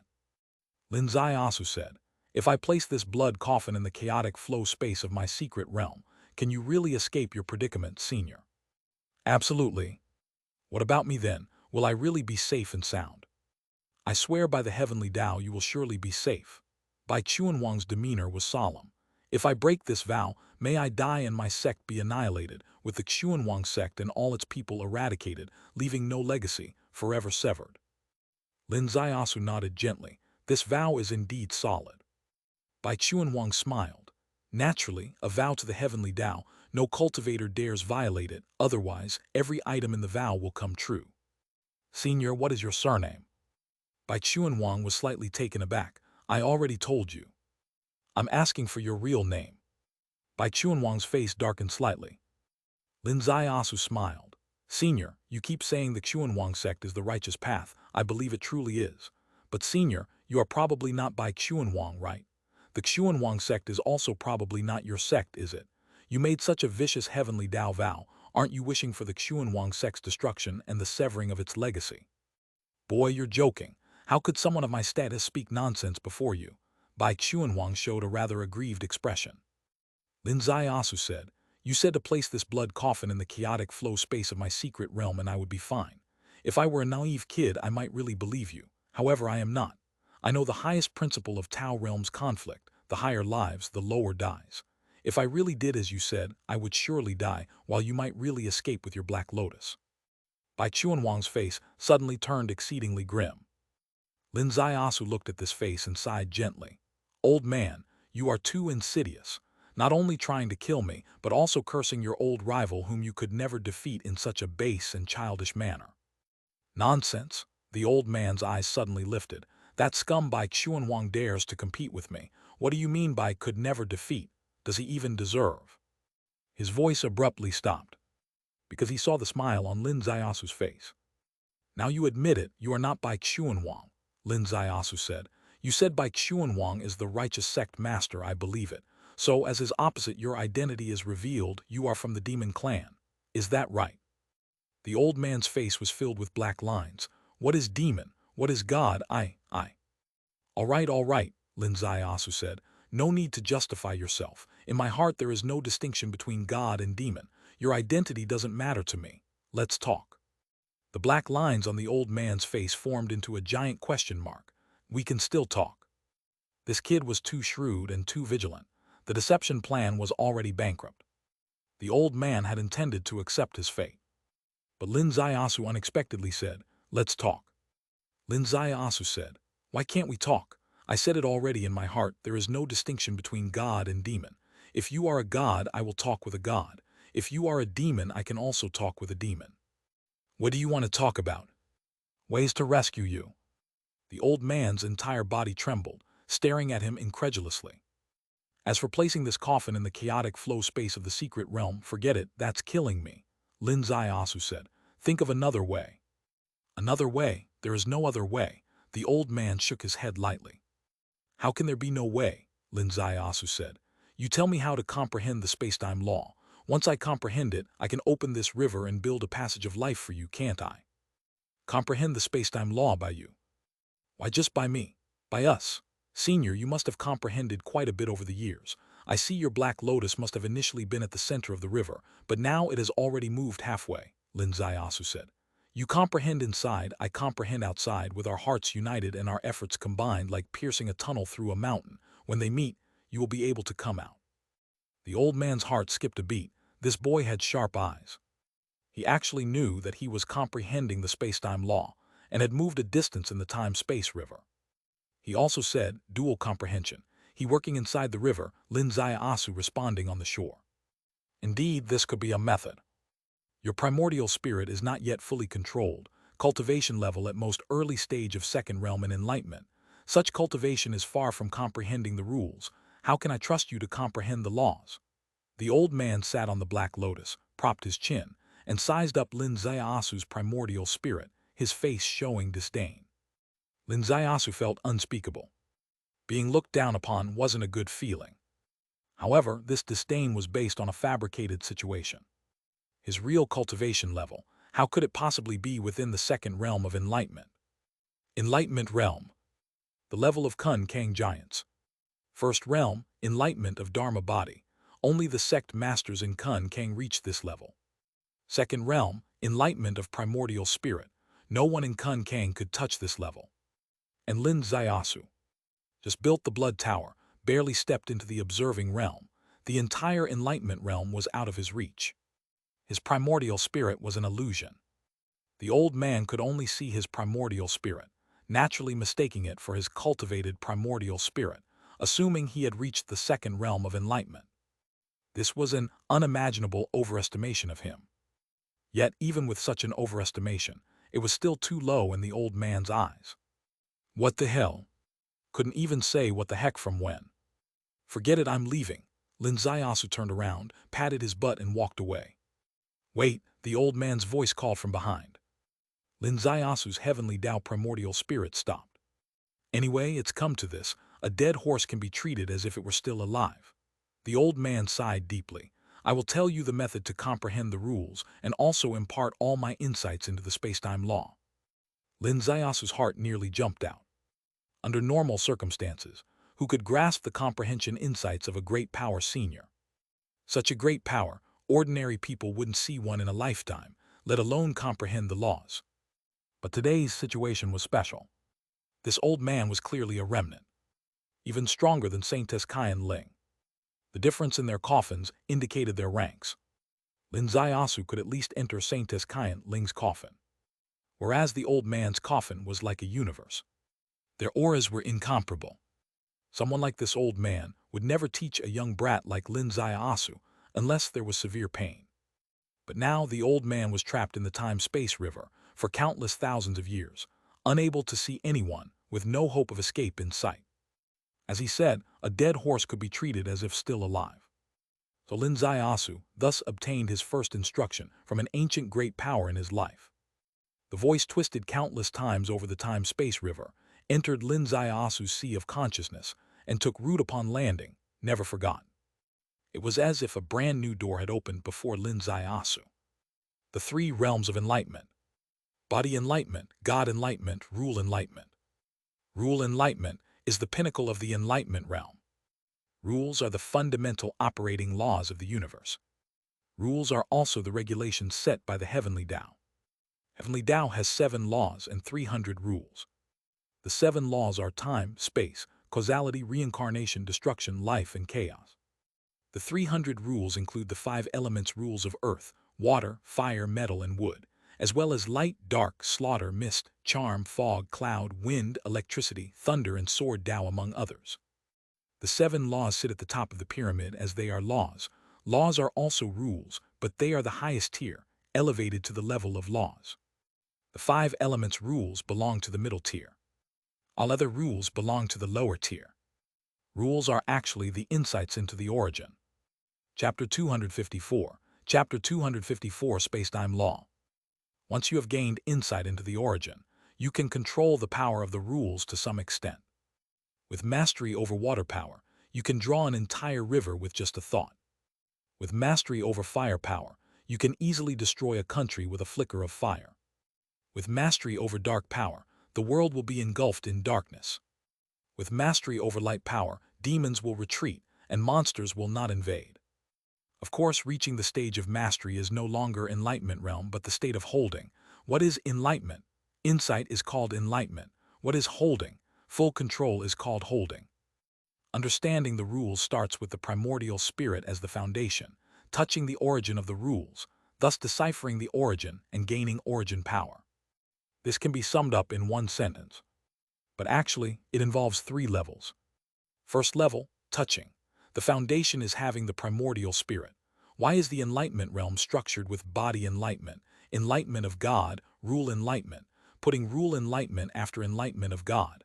because rule enlightenment must be based on having the primordial spirit first. Second level, deciphering the origin, which is actually the beginning of enlightenment. Third level, fully understanding origin power, forming the corresponding seed of rules within oneself. At this stage, one can already begin to apply the power of the rules.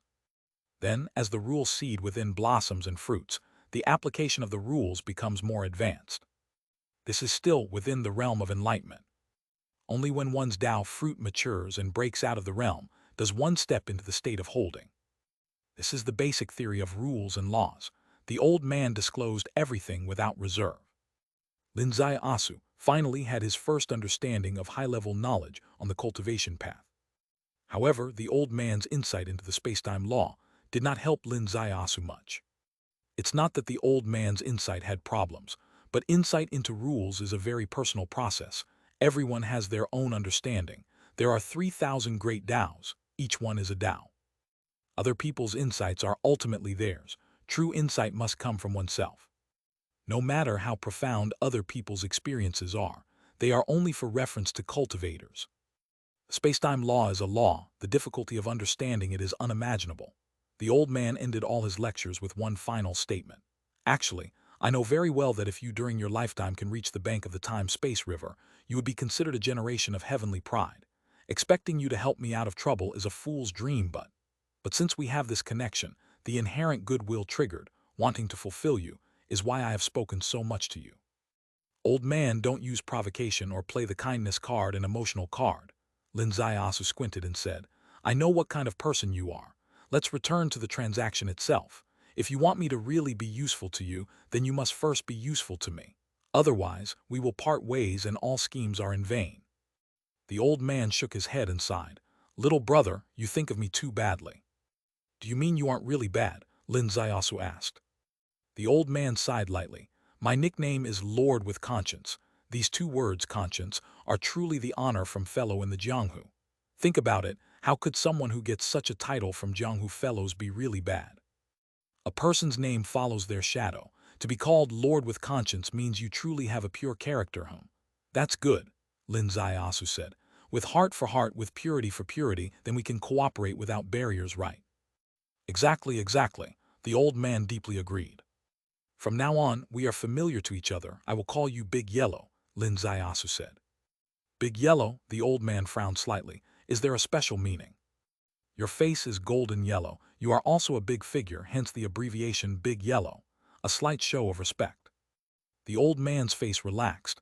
That is flattering. However, I really could be considered a big figure back in the day. The respectful title Big Yellow is actually well deserved by me. Naturally, Big Yellow, I'll take my leave first. Linzai Asu's primordial spirit drifted back. He didn't approach the time-space river, because 3 feet away from the time-space river is his limit. If he gets one step closer, there's a risk of being sucked into the time-space river. Understanding the space-time law requires more than theory. It needs a long time to unravel it, truly forming the seed of space-time law within oneself before stepping into the threshold of this magical law. Understanding this law beside the time-space river is a shortcut. After all, the flowing space-time in the time-space river is the best proof for insight.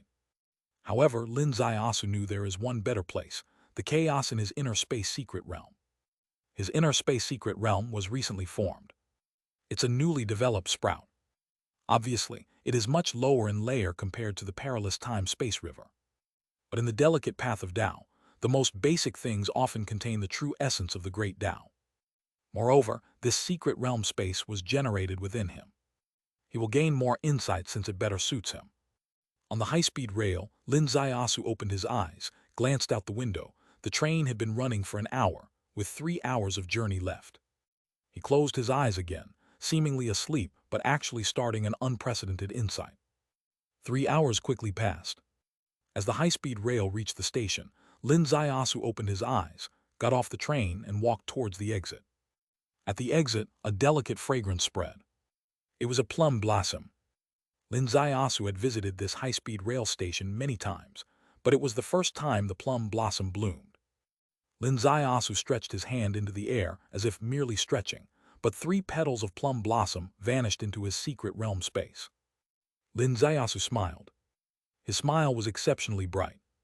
This marked a rise in his secret realm space. Previously, to store objects into the secret realm space, he needed to touch them. But now he doesn't need to. He can collect remotely. This technique is space law. Just the act of collecting objects from afar is merely the most superficial part of space law, not even counted as the tip. But for Lin Zaiasu, it solved a big problem. His path as a spy seemed broader. The day he captured the purple magic stone, he actually took a big risk. If he had been unable to break the glass or had been intercepted by the opponent's experts before touching the purple magic stone, he would have never gotten the purple magic stone. But today, he could entirely acquire the purple magic stone through the glass by using the method of virtual object collection, making the enemies not even know who the thief was even if they realized the purple magic stone was stolen. His journey as a spy took another big step forward. If the old man knew Lin Zaiasu had achieved this in just 3 hours, he would be ecstatic, expressing hope for release from trouble. But if he knew Lin Zaiasu's true thoughts, he would probably go mad. Because Lin Zaiasu never intended to help the old man out of trouble. Simply because he knew very well the old man was a dangerous figure. Moreover, very cunning, very insidious. Believing in the old man would definitely end up being deceived till there's nothing left. The superficial relationship maintained is because the old man has utility value. This is an uncompromising ancient great power. Regardless of whether he's demon or god, the key point is that he's useful. Unknown secret cultivation paths to others are known by him. Unattainable cultivation dilemmas for others can be asked from him. And he dare not avoid answering. If you don't cooperate, I'll turn hostile immediately, and his release from trouble would be utterly hopeless. This is called taking control. Returning to Fengcheng, Lin Zaiasu seemed to really fulfill his words. End of the year, can't keep working endlessly, need to rest and relax. Every day he slept till late morning. After waking up, went to the library to read books. Afternoon, he took a walk by the river. In the evening, Zhou visited Li Fang, while he strolled the streets with Miao Rulan. After a sufficient walk, they returned to the second floor of the detective agency, closed the doors and began pressing the bed. No one knew Lin Zaiasu actually didn't relax. His knowledge in physical sciences advanced rapidly. Why learn physics at this time? Just because he discovered the most effective subject for rule enlightenment is indeed physics. What does physics do? It reveals the true nature of objects, finding the rules of everything in motion. Isn't this just an effective way for rule enlightenment? On the cultivation path, a cultivator ponders alone, staring at a drop of water for hundreds of years, yet failing to understand its true nature. But Lin Zaiasu knew the true nature of water after finishing junior high. It's not that he is extraordinary, it's because he absorbed the knowledge essence of countless people in this world. Cultivation seems like a one-way street, but if you really walk alone, the heavenly Tao will make you understand what hitting a brick wall means. Integrating a multitude of knowledge into one's own Tao is the path a university student like Lin Zaiasu should take. How can you not utilize the knowledge countless physical pioneers spend their lifetime researching? Stepping on the shoulders of predecessors to glimpse the deeper space. Of course, physics and rule enlightenment have differences. That's where Human Tao Orchid Heart comes in. Human Tao Orchid Heart carries the knowledge system of the pioneers, advancing in the vast universe, gradually forming his own cosmos. The 22nd day of the 12th lunar month. The sky is overcast, the north wind swirls. The cold wave last night left a layer of ice by Yishui River. Lin Zaiasu played a round of in and out with Miao Rulan in the bed in the early morning and told her, "How about we start our holiday today?" Miao Rulan didn't know if she was answering or reacting after passion. Anyway, she responded. So the holiday began. Work at the detective agency is actually very flexible. With insufficient ability, one case can keep you busy from 1 year's start to its end. With strong ability, cases won't be many. After announcing the holiday, Lin Zaiasu patted his butt and returned to Old Tashin Village. Miao Rulan didn't immediately go back to Huashi Bridge Village. Instead, she and Josei went out to buy a lot of year goods. Josei is different from them. They have home. Josei doesn't. Her parents are both gone. It is said, as long as parents are alive, there's a place to go in life. when parents are gone, life only has a journey but no destination. In fact, when parents are gone, even the journey vanishes. Where can you return? Normally, you won't feel it. Only during significant days like Lunar New Year, the feeling becomes profound. Chapter 255. Chapter 255. Dowry of 388,000. Miao Rulan experienced Josai's feelings. She infused Josai's New Year with an element of warmth in her own way. A heap of New Year goods prepared for Josai. Even the detective agency's little car was left for Josai. She rode her electric bike back to Huashi Bridge. Josai stood at the detective agency's door, watching her silhouette gradually fade away on the street, the cold wind moistening her eyes. At this moment in the distant Luoba state, the Alpine Mountains. The same cold wind blowing through. The same ice-cold scenery. On a mountain peak, a withered tree, a young lady in white mink coat quietly standing under the tree. She gently stroked this withered tree as if touching a deceased relative. With a soft tearing sound, the withered tree cracked open. Poof! The cracks grew more and more. A gust of wind blew, breaking the tree piece by piece. The lady in white lightly waved her hand. The tree scattered, disappearing as if it had never existed. The lady slowly turned around, slowly walked down the mountain, and slowly entered a small wooden house. She was Catherine. She was also Saintess Kyan Ling. This was her ancestor land from an unknown number of millennia ago. This withered tree was actually her lifebone tree. If she lives, the tree doesn't wither. If she dies, the tree withers. This tree had been withered for 1,000 years. 1,000 years withered without falling, representing her death not ending. And today, she returned from calamity. The withered tree finally completed its life. However, no one knew, this lifebone tree was reborn in another place. This place was within Saintess Kyan Ling. Yes, as the withered tree turned to ashes, a small seedling sprouted within her. In the previous life, the lifebone tree was planted between heaven and earth, receiving nourishment from the heavenly Tao. In this life, the lifebone tree is planted within her, receiving nourishment from the human chi. These are two different choices. The small wooden house stood in the gust of cold wind. As the door opened, the north wind swirled, making the curtains rustle. Saintess Kyan Ling lit a fire and boiled some water, slowly raising the indoor temperature. She sat down, poured tea from a bamboo tube she carried, and brewed herself a cup. Western aristocratic ladies generally don't like tea. They prefer to drink coffee. Previously, Catherine was like this too. But Saintess Kyan Ling is different. She doesn't drink coffee, she prefers tea. Moreover, when she tastes tea, she's more elegant than the literary ladies of Daxia's Jiangnan. This was a habit she brought from an unimaginably distant past. Sitting on the mountain peak, savoring a cup of fragrant tea. The immortal path is above the clouds, while the mundane world remains in the cup. She's been back in Luoba State for over half a month now. She couldn't fit in. Even though her blonde hair and blue eyes clearly marked her as similar to the people around, her heart didn't belong to these lands. Comparatively, she felt herself more suited to the east. The people on that side of Daxia country have black hair and black eyes. They aren't her kind, yet their language, their customs are more familiar in her life.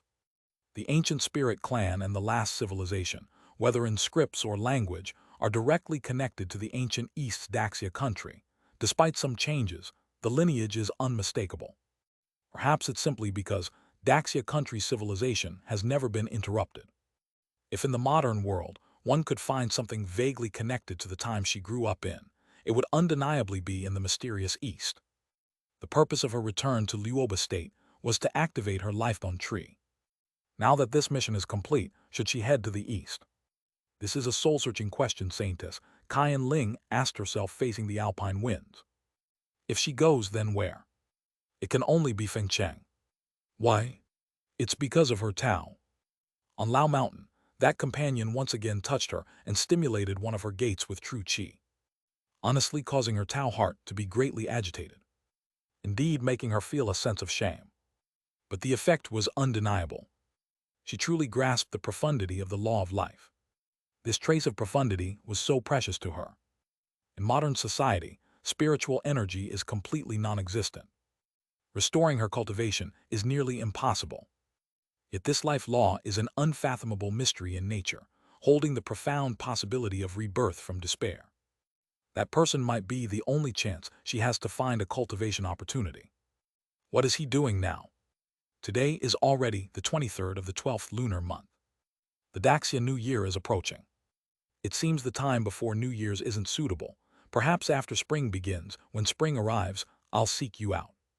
Even if this search is bound to test her Tao heart, it seems there's no other better way. Shifting the sight back to Fengcheng, Miao Ruolan rode her electric bike and returned to her hometown at Huashi Bridge. Along the streets, she already felt the festive atmosphere of the new year. There were noticeably more pedestrians. Returning home, several farmhouses that had been closed all year had their doors opened, the courtyard cleared of weeds, with a roaring fire. Those who went out to work had returned. The small village seemed to be thriving. But Miao Ruolan had learned a lot over the past year, and knew this wasn't necessarily a good thing. Why? It's very simple logic. If making money outside was great, the end of the year would be the busiest time. Workers returning home would be delayed, typically arriving around the 28th or 29th lunar month. Returning early this year was a counterproof that money outside wasn't easy to earn. Indeed, as her car passed the familiar pond, she heard the villagers conversing. "Second brother, how much did you earn this year?" "Don't even mention it. Just had a big fight with the wife over it. How about you?" "I've come to terms with it. Took 500 yuan when I left and brought back the same 500 yuan. My wife says I didn't earn a cent all year, but I think managing to eat and drink for free and loaf around for a year wasn't too bad." "You can afford to think that way since you have no burdens at home," the second brother said. "If I had a daughter, I might be content too, but I ended up with a boy.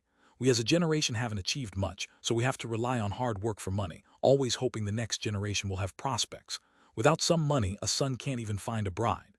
This damned world makes having daughters seem better. Look at Hu Yan from the east. She got a car worth over 30,000.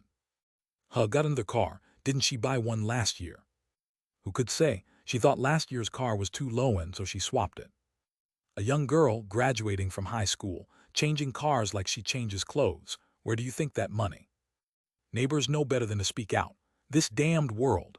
The second brother threw his cigarette to the ground, stomping on it several times. Miao Ruolan pedaled past the pond without looking sideways. She could hear the chit-chat of the village clearly. She actually saw Hu Yan, with a crowd around her new car, everyone praising it. Hu Yan looked like a proud little peacock, accepting everyone's admiration while glancing at Miao Ruolan with immense confidence and pride. This Hu Yan was Miao Ruolan's classmate from childhood. She started dating in middle school, always proud in front of Miao Ruolan because she was pretty, and as long as she was with Miao Ruolan was always the ugly duckling. Now it seemed it was still so, because she got herself a new car this year, while Miao Ruolan was still riding her electric bike from 3 years ago. Miao Ruolan entered the courtyard. The house was quiet. She stepped inside and was surprised. Her parents were there. Her brother Miao Jun was there. Her father was smoking. The ash on his cigarette was long, and he hadn't flicked it off. As Miao Ruolan entered, his hand slightly trembled and the ash fell. In front was a blazing stove. Everyone's faces looked somber. "Dad, Mom," Miao Ruolan called out. "Why are you back in broad daylight today?" Mom asked. "We're on vacation," Miao Ruolan replied. "Vacation so early?" "Yes, what are you talking about? Why is everyone so serious?" Miao Ruolan placed her scarf on the rack and moved a chair closer to the stove. "It's about your brother's marriage," Mom sighed lightly. "The girl from Xiangmu River has agreed, but the bride price is 388,000 yuan. Isn't that demanding?" "What 388,000? She dares to ask for that," Miao Ruolan said. "Does she have any concept of money?" "Who could say?" Mom replied. 388,000, who from a normal family can afford that? We could barely gather 100,000 and we'd have to borrow for the wedding expenses. Zhai Gang, couldn't you possibly advance some of your salary?" Dad's hand trembled with the cigarette. "Advance salary? At 50-something earning 3,500 a month, even if I could advance it, for how long? The migrant work changes year to year. Neither employer knows where we'll be next year. How could they advance it? Perhaps we should go back on it. We are too poor to afford such a costly bride." "Don't speak nonsense," Mom said. "It's tough for Jun to find a girlfriend. He's over 30 and waiting a few more years. Even finding a second wife could be hard. Even if we have to sell everything, we need to get the bride." "Selling everything you sell. You sell, the whole house is yours, you sell. Sell me too, see if I'm worth those 388,000. Dad snapped angrily. Why get angry with me, if you? An argument arose over the marriage. Miao Rulin became anxious. Dad, Mom, don't argue. I'll pay, okay. The room fell into silence. Mom stared at Miao Rulin in surprise. Dad and brother were also staring in surprise.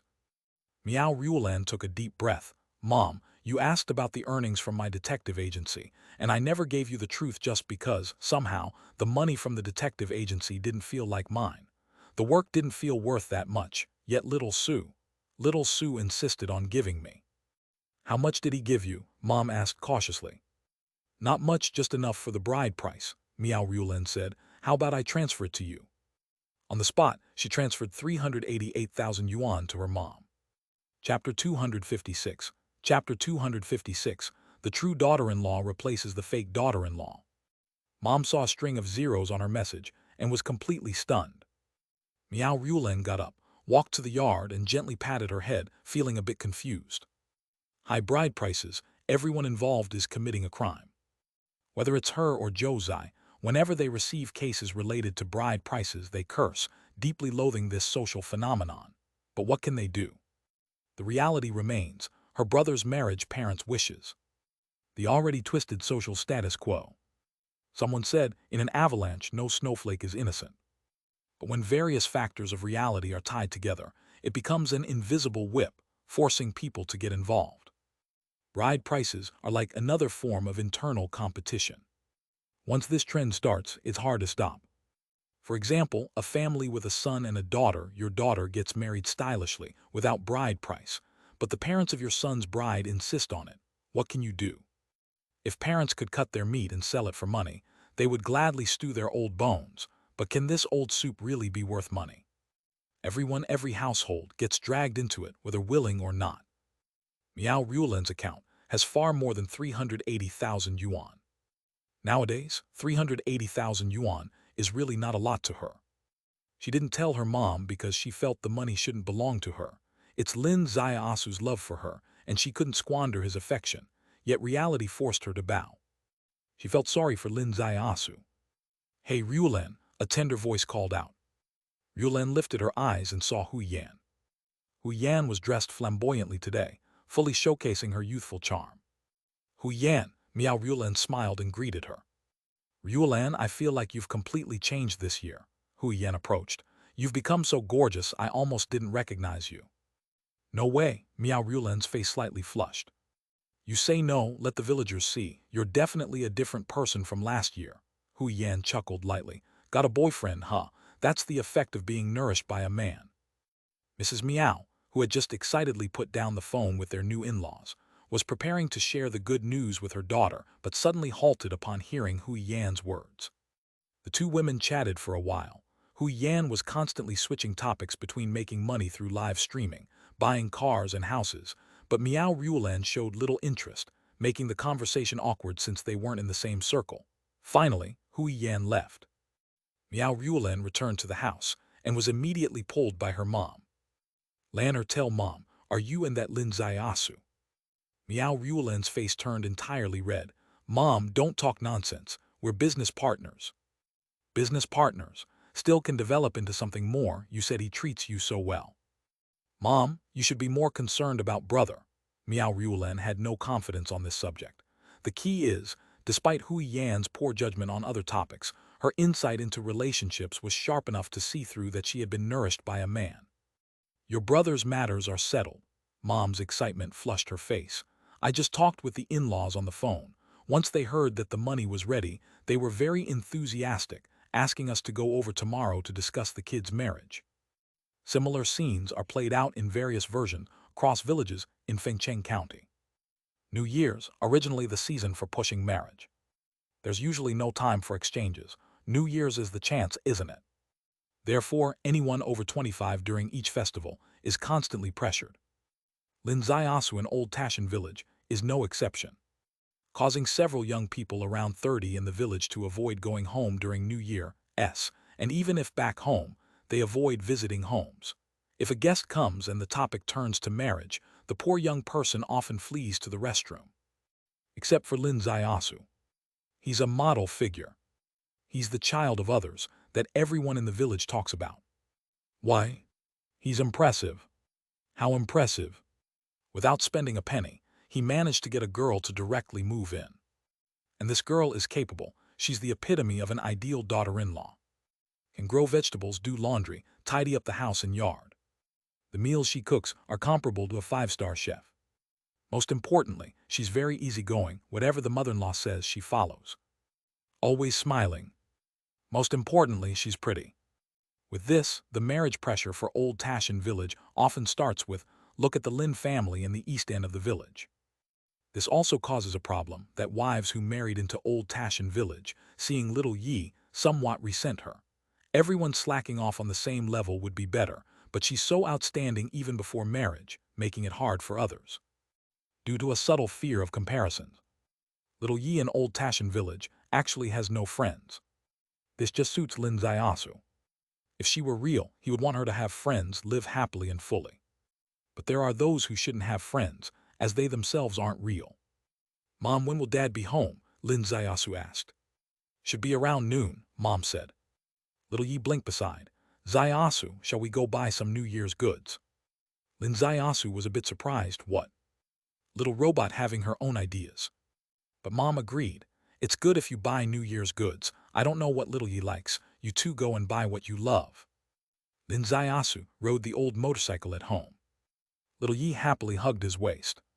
At least to outsiders, this is a model. In the county town, they bought fish, meat, firecrackers, and also clothes for parents. When Lin Zaiasu tied the items to the motorcycle, little Yi went to the nearby public restroom. About 10 minutes later, she came out.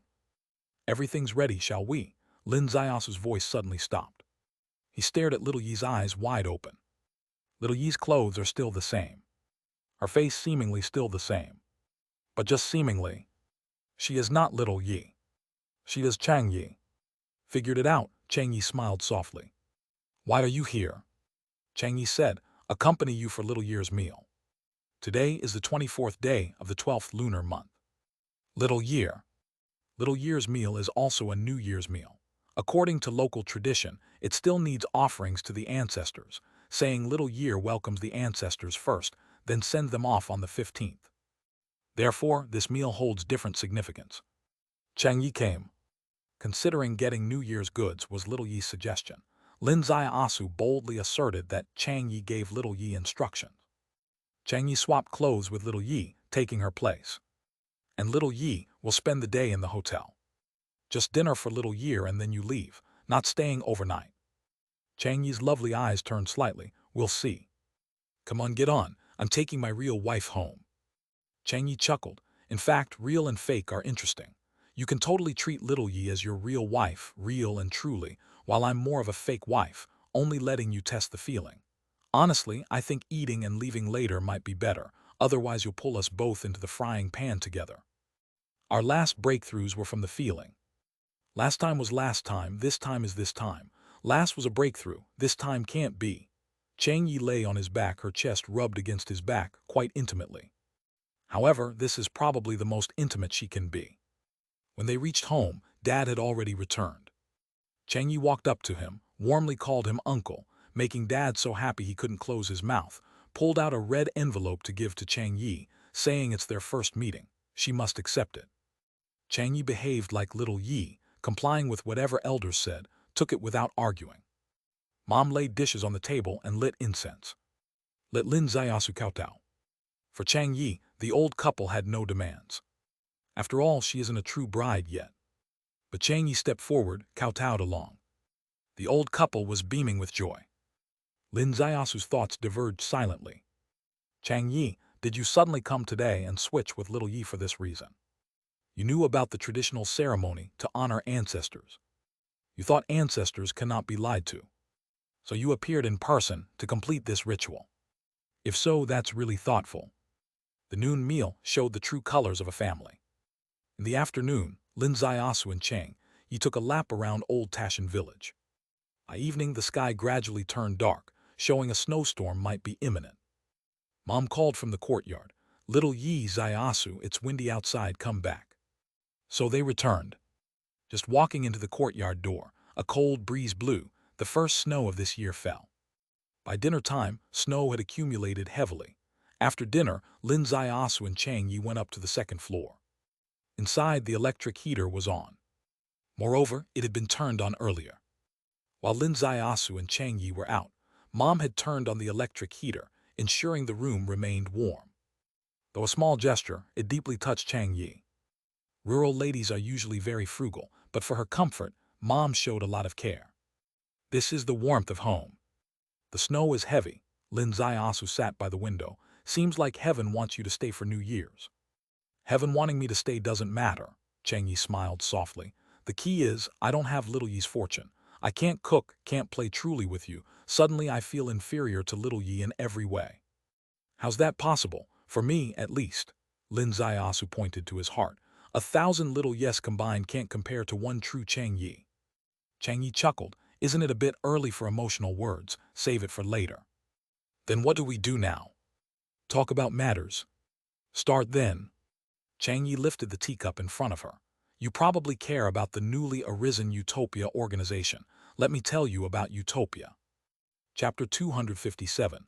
Chapter 257. Spending the night at Old Tashan during the long night. Utopia. It has indeed only appeared recently. You could even say that before Lin Ziasu's wedding banquet in Jiangcheng, few people knew of Utopia's existence. After the wedding banquet, Lin Ziasu swiftly and decisively took down the first detective He Jiang, and from He Jiang's mouth, he learned about Utopia. Qianlong took action, launching a series of operations to eliminate Utopia for the first time. Overnight, more than 80 people were arrested, with remarkable results. There was more to follow. The follow-up was to use these captured individuals to pull out more members of Utopia. However, the actions didn't always go smoothly.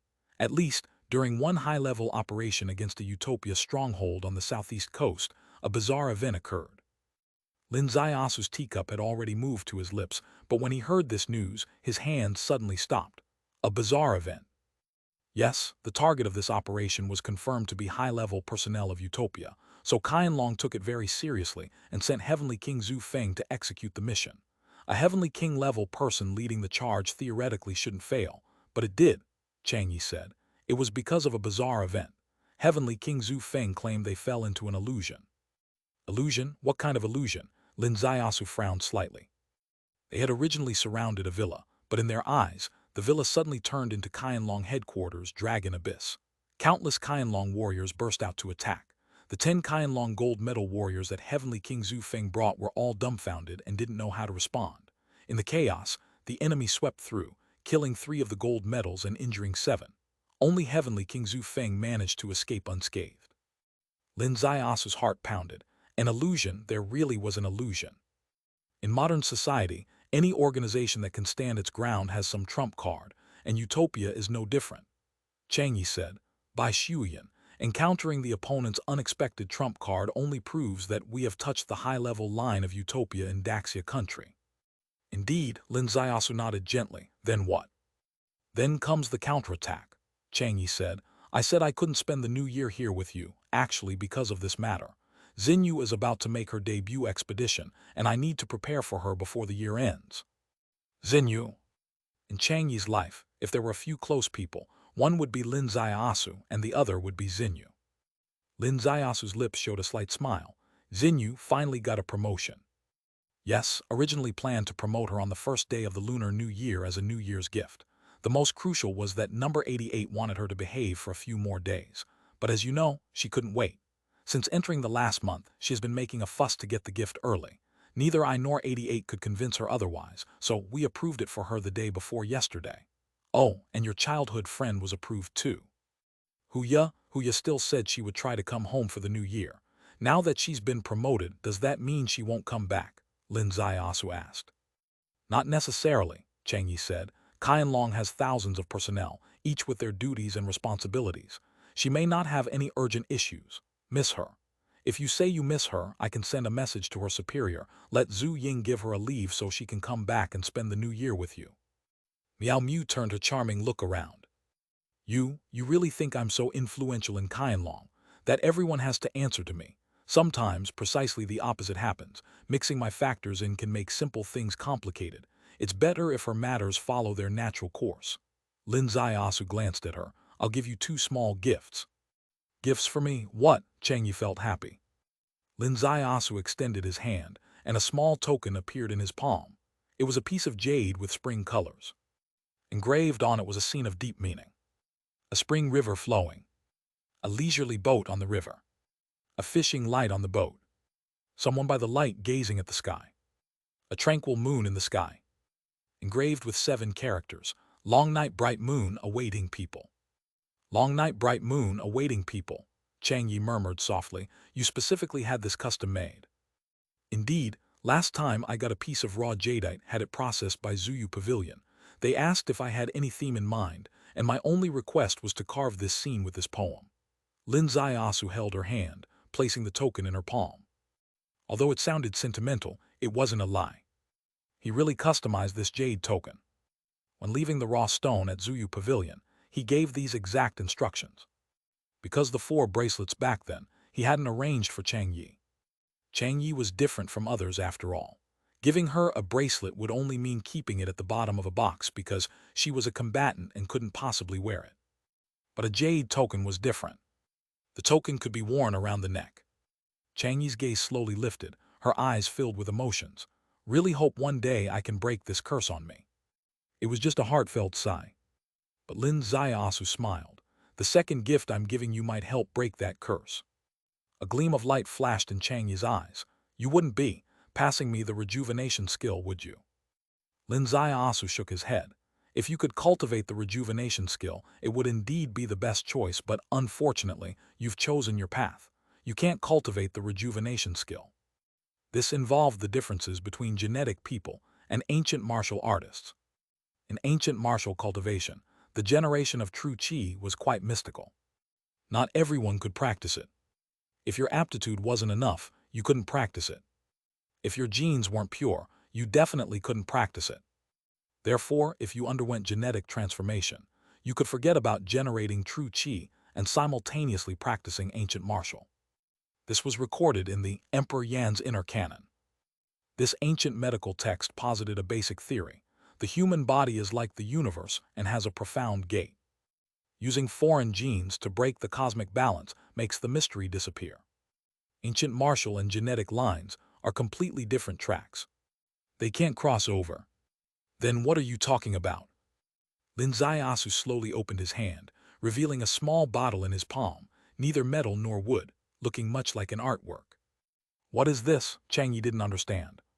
It's an antidote holy medicine in the cultivation path, called Holy Branch Dew. Lin Zaiasu said, it's from Kun Kang. Chang Yi's heart throbbed. Kun Kang. As a hidden dragon of Qianlong, Chang Yi naturally knew about Kun Kang. Kun Kang was a holy place on the cultivation path and had a very subtle relationship with Qianlong. The 2 sides were called the 2 great guardian gods of Daxia. In fact, Kun Kang had its own rules and didn't mainly focus on protecting the country and the people, especially in recent years. As a result, whenever Qianlong headquarters mentioned Kun Kang, everyone had a headache. Lin Zaiasu having connections with Kun Kang, and even getting the so-called holy medicine, Holy Branch Dew. This antidote holy medicine, you can analyze its detoxifying components. Perhaps you'll discover the antidote to your own toxins. Then you can give me a dose, and if you lay yourself out, I can do whatever I want, can't I? Lin Zaiasu said while fondling her hand. Chang Yi's mind was quickly diverted.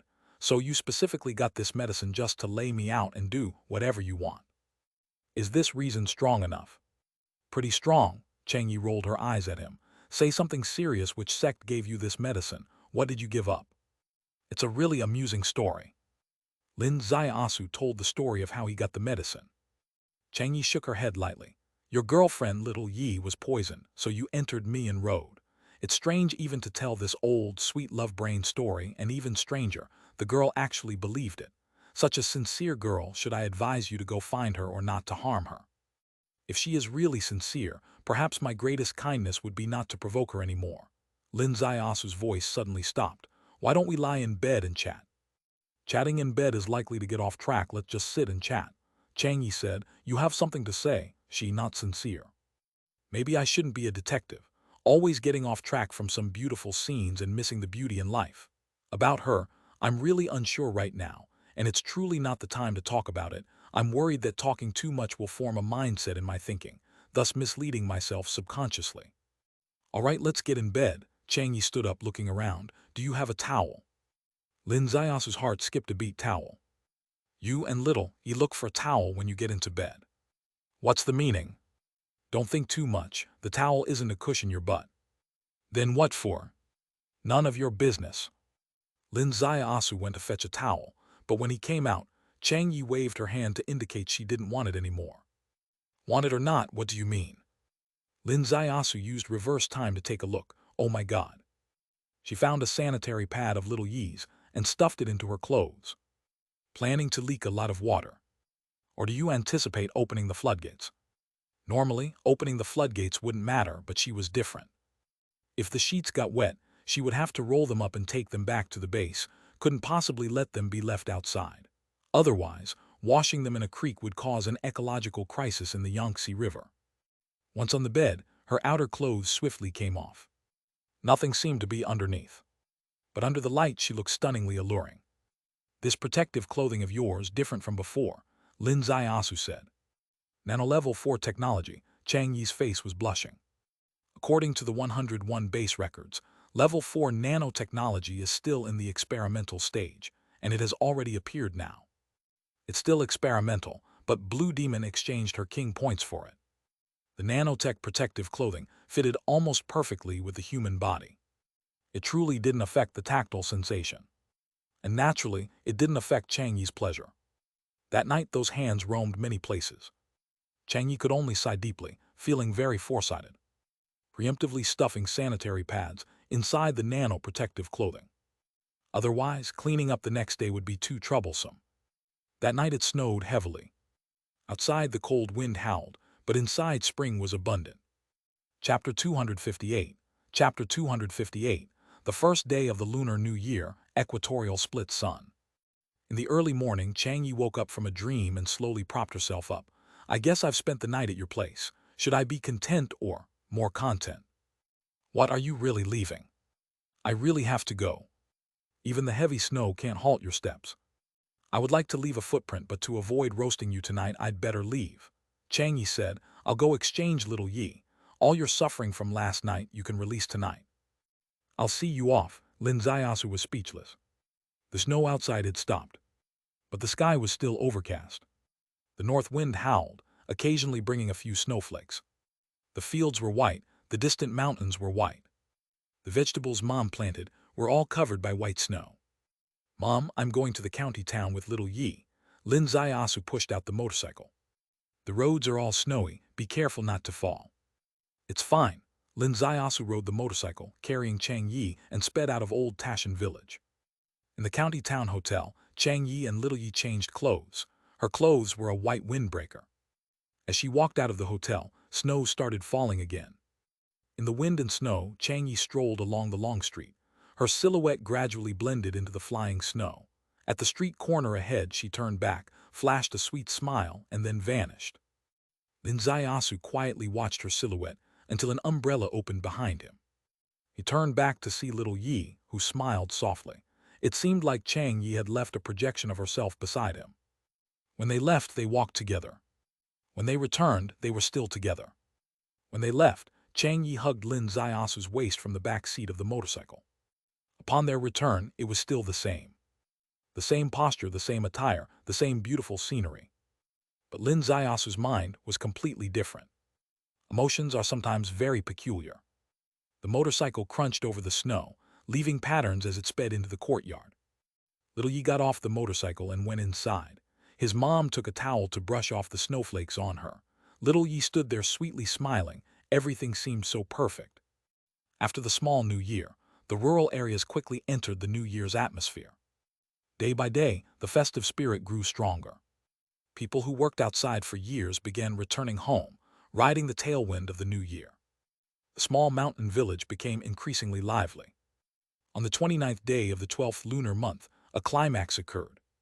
2 more foreigners arrived in the village. Anna's parents came. It was because of the war in highland country, with cities under fire, factories shut down, currency devalued, and material shortages. If it were summer, they could barely manage, but it was winter. In Highland, water turned to ice, and without winter supplies, survival was impossible.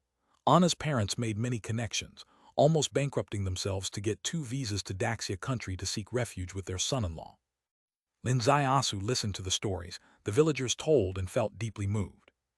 In peaceful times, some things are beyond one's perception. Eating breakfast every day, browsing short videos, complaining about social injustices, seeing others buy cars and houses while your pocket is empty, it's all considered normal. But these are the troubles of peace. You've never experienced the comparison with a war-torn region. You've never experienced war. Once war occurs, all your usual worries and frustrations become insignificant.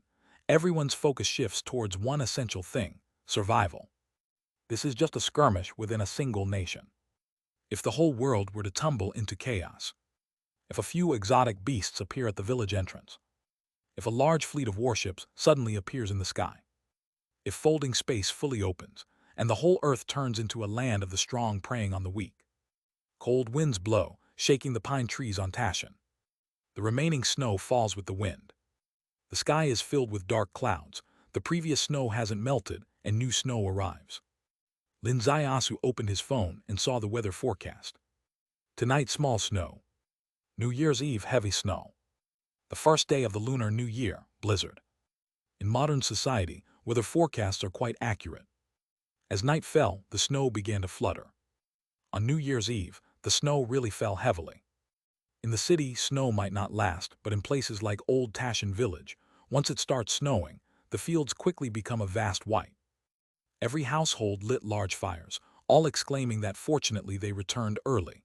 With such heavy snow, if it snowed for a day and night more, highways would probably close, and their dream of returning home after a year of hard work, seeing family at New Year, would be dashed. Linzayasu sat in his room on the second floor, looking at the small courtyard next door. Huya ultimately did not return. If there was any change each year, the biggest change between him and Huya was probably the most significant this year. This time last year, he was busy studying for the civil service exam. Huya was carefree, catching wild game everywhere. And this year, he embarked on a path he never dreamed of. Huya became a Qianlong gold medal agent, and during this spring festival, she might be overseas on a mission. But the next day, the first day of the Lunar New Year, Linzayasu pushed open the door, startling. A head popped up from the wall next door. Huya grinned mischievously at him. "When did you come back?" Linzayasu stepped through the snow to the wall. The walls of the two courtyards were adjacent. "When the midnight bell was about to ring last night, I shouted, 'Slow down.' So the midnight bell paused for a moment. I entered home, had a New Year's Eve dinner with my mom, then allowed the bell to strike," Huya said. "All right, you're impressive. You're great," Linzayasu said. "I thought from your dark room that you wouldn't come back this year." "How could that be? I wait for you to wish me a Happy New Year every year. Come, give your elder sister a bow." "Why are you pretending to be my elder sister? You are younger than me. You should wish me a Happy New Year." "Only 3 days younger." 3 days isn't little. Even 3 hours make you the neighbor's little sister. "Fine, fine, I'll wish you a Happy New Year. Traditionally, you should give a red envelope handed over." "I didn't prepare it, you. Owing a New Year's red envelope, what sort of person are you?" The two playfully bicker. Playing in the big snow. Today's weather forecast predicted a blizzard, still very accurate. But the strong wind and heavy snow seemed to pose no obstacle for Linzayasu and Huya. After a while, Huya smiled lightly. "Would you like to accompany me to a place today?" "Where?" "Liulin Temple." Linzayasu's heart slightly skipped. Liulin Temple. Of course, Liulin Temple. If Huya hadn't mentioned it, he would have gone there today anyway. Because according to the calculations in the Taoist book, tonight at midnight is the equatorial split sun. Equatorial split sun, a heavenly Tao change. It's a higher level of heavenly Tao change than ecliptic change day. During 2 ecliptic change days, Linzayasu gained the heavenly Tao wisdom eye at Liulin Temple once, and the human Tao orchid heart once. In fact, the first time he also received the heavenly Tao primordial spirit, but he didn't realize it then. Ecliptic change day is the harvest season. Equatorial split sun is the danger season.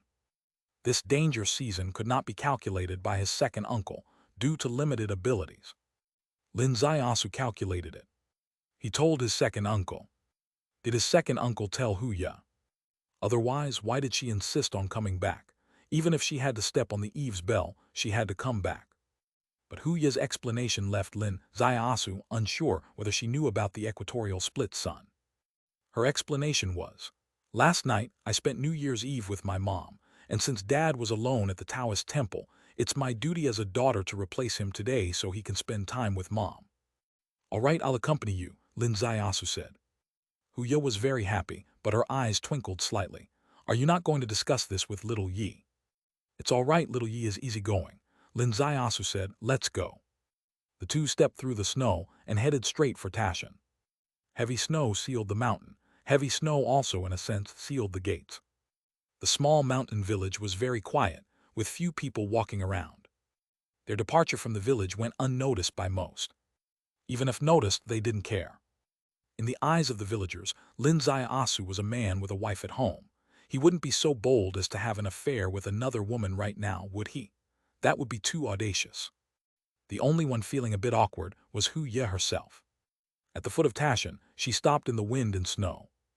Her face turned under the wide-down coat. "Although you say little Yi is easygoing, and I can see that's true, but taking advantage of her easygoing nature and running away with me. Why do I feel like you're a trash man?" "Running away with you makes me a trash man." "Very much so." "Lucky it's only very much like," Lin Zaiasu said. "I must be at Liu Lin Temple tonight." Huya stared at him. "What do you know?" "Let's drop the mysterious act between us. Your dad might have been hesitant to tell you, but I'll be direct. Tonight's equatorial split sun was calculated by me." Huya's eyes widened. "You calculated it?" "Is that hard to believe?" Lin Zaiasu pointed to his face. "Look at this handsome, elegant face radiating wisdom. You should be able to tell that such enlightened conclusions come from me." Looking at your petite figure, I can only see one thing." Huya scoffed. "All your plans for tonight are probably superficial, mere show." Lin Zaiasu almost fell into the snow. "Superficial? What does she mean? And why do I have such a vivid image?" "We're about to climb the mountain. Heavy snow seals the mountain. If you need me to carry you up, just say so." The mountain ahead, indeed, embodied the literal meaning of heavy snow sealing the mountain. An ordinary person would find climbing the mountain in this weather quite challenging. Lin Zaiasu lightly shook his head. "You really know nothing about me." "Let's go." Lin Zaiasu stepped lightly, landing on the upper rock, snow flying, and suddenly he soared 10 meters upward. Chapter 259. Chapter 259, Transboundary Silver Beast. The wind raged around him, yet it felt like a gentle spring breeze against his face. The snow was heavy, yet it seemed like a carpet of fresh flowers. With a swish, the snow on a nearby large tree fell off as Huya stepped over it and landed on a big stone in front of him. "You really learned the rejuvenation skill?" "Yes." "Did Rilan teach you?" "More or less." "Buddy, you're so sneaky, really quite sneaky," Huya sighed. "What does sneaky mean?" "I said, why did you lure my best friend to the detective agency? It turns out you had this plan. But on the other hand, in just half a year, you managed to get my best friend to strip off her underwear. That's some skill," Huya said. "Strip off her underwear?" "Damn." Huya's eyes sparkled. "Don't misunderstand. When I say stripping off her underwear, it's a metaphor. As an ancient martial inheritor, ancient martial cultivation techniques are basically her last line of defense, akin to underwear. Come on, let's race to the top of the mountain so I can see the quality of my best friend's underwear." Huya leaped up, the wind and snow moving together. She was wearing a thick down jacket, looking like a giant panda, but once she started moving, she was like a fierce tiger coming down the mountain. Her speed was so fast that the strong wind couldn't keep up. Her momentum was so fierce, it was like an avalanche. In fact, if there were avalanche conditions on Tashan, her moves would almost certainly trigger one. Lin Zaiasu didn't show off. His speed was always a step behind hers. His momentum was also not visible. However, when Huya stopped at the edge of Liu Lin Temple, Lin Zaiasu had arrived 5 meters behind her on the mountain path. "I should have thought of it earlier," Huya exhaled lightly. "Thought of what?" "Back in Ning City, the tricks you pulled. A normal person couldn't possibly do those. Only someone who practiced the rejuvenation skill and trained on women 1,000 times could have such techniques. Lin Zaiasu looked at the sky, the ground, and the person in front of him, uncertain if climbing the mountain today would be a one-way trip to who knows what. On New Year's Day, do we really need to make it this intense? Huya entered the temple, Dad. Second uncle bounced up, you're back. Yes, I came back yesterday. Now I'm here to guard the temple. You go down the mountain quickly. Mom is waiting for you to have another New Year's Eve dinner. But you're alone on the mountain. Second uncle, Happy New Year. Lin Zaiasu also entered the temple as soon as the 5 words fell. Second uncle's eyes widened. He looked at Lin Zaiasu, then at his daughter, probably feeling like 1,000 alpacas were galloping through his mind. You brat. If you didn't have little Yi at home, I'd definitely be laughing while rolling down the mountain. But you have little Yi at home. What is this called? Tutaming? Not only are you doing it, but you're also so blatant about it.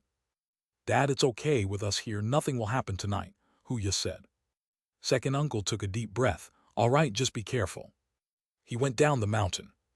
In the wind and snow ahead, he glanced back once more, resolving some of his internal conflicts, figuring tonight, most likely, theoretically, should be generally okay.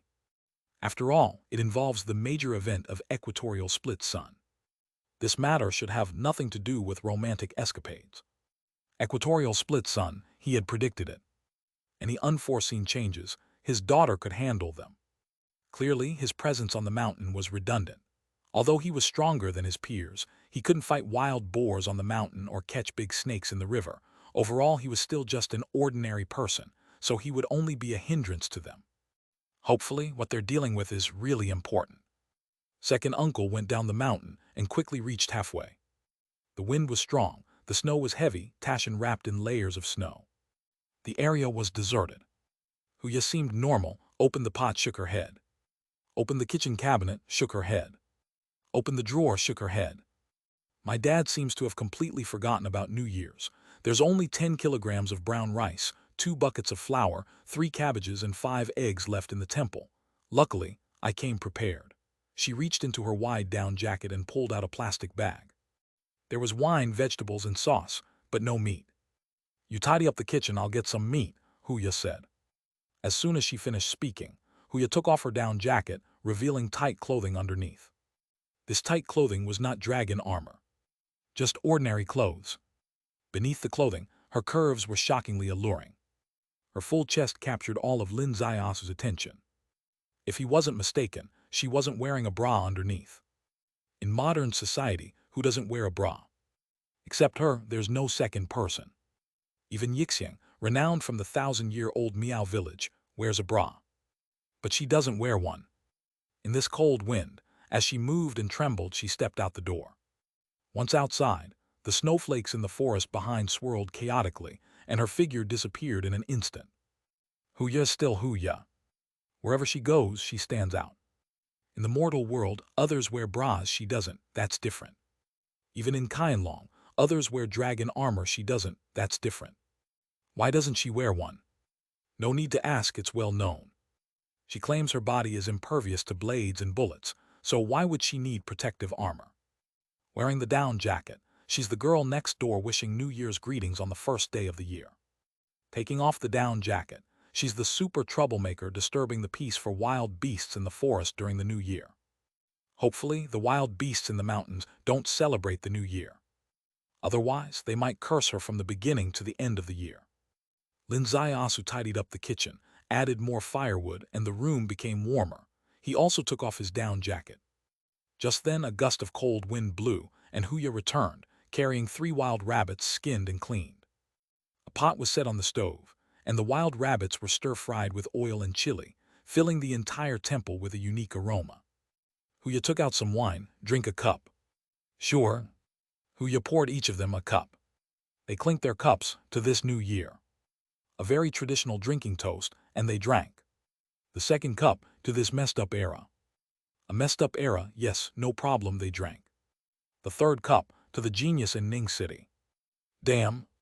Are you referring to literal meaning or figurative meaning with this genius? If you don't clarify, I won't drink. Huya chuckled. What's wrong? Ning City is your sensitive topic now, please.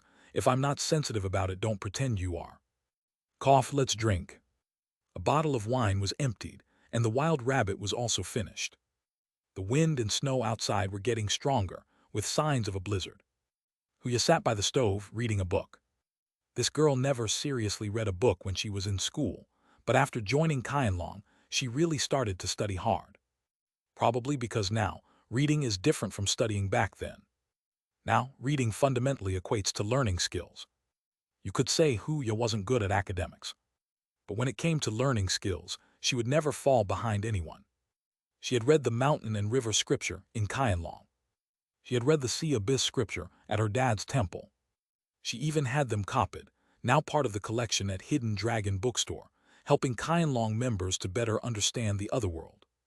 For this book, Qianlong gave her points as a reward, coupled with her significant contribution in the Fierce Beast case in Ning City.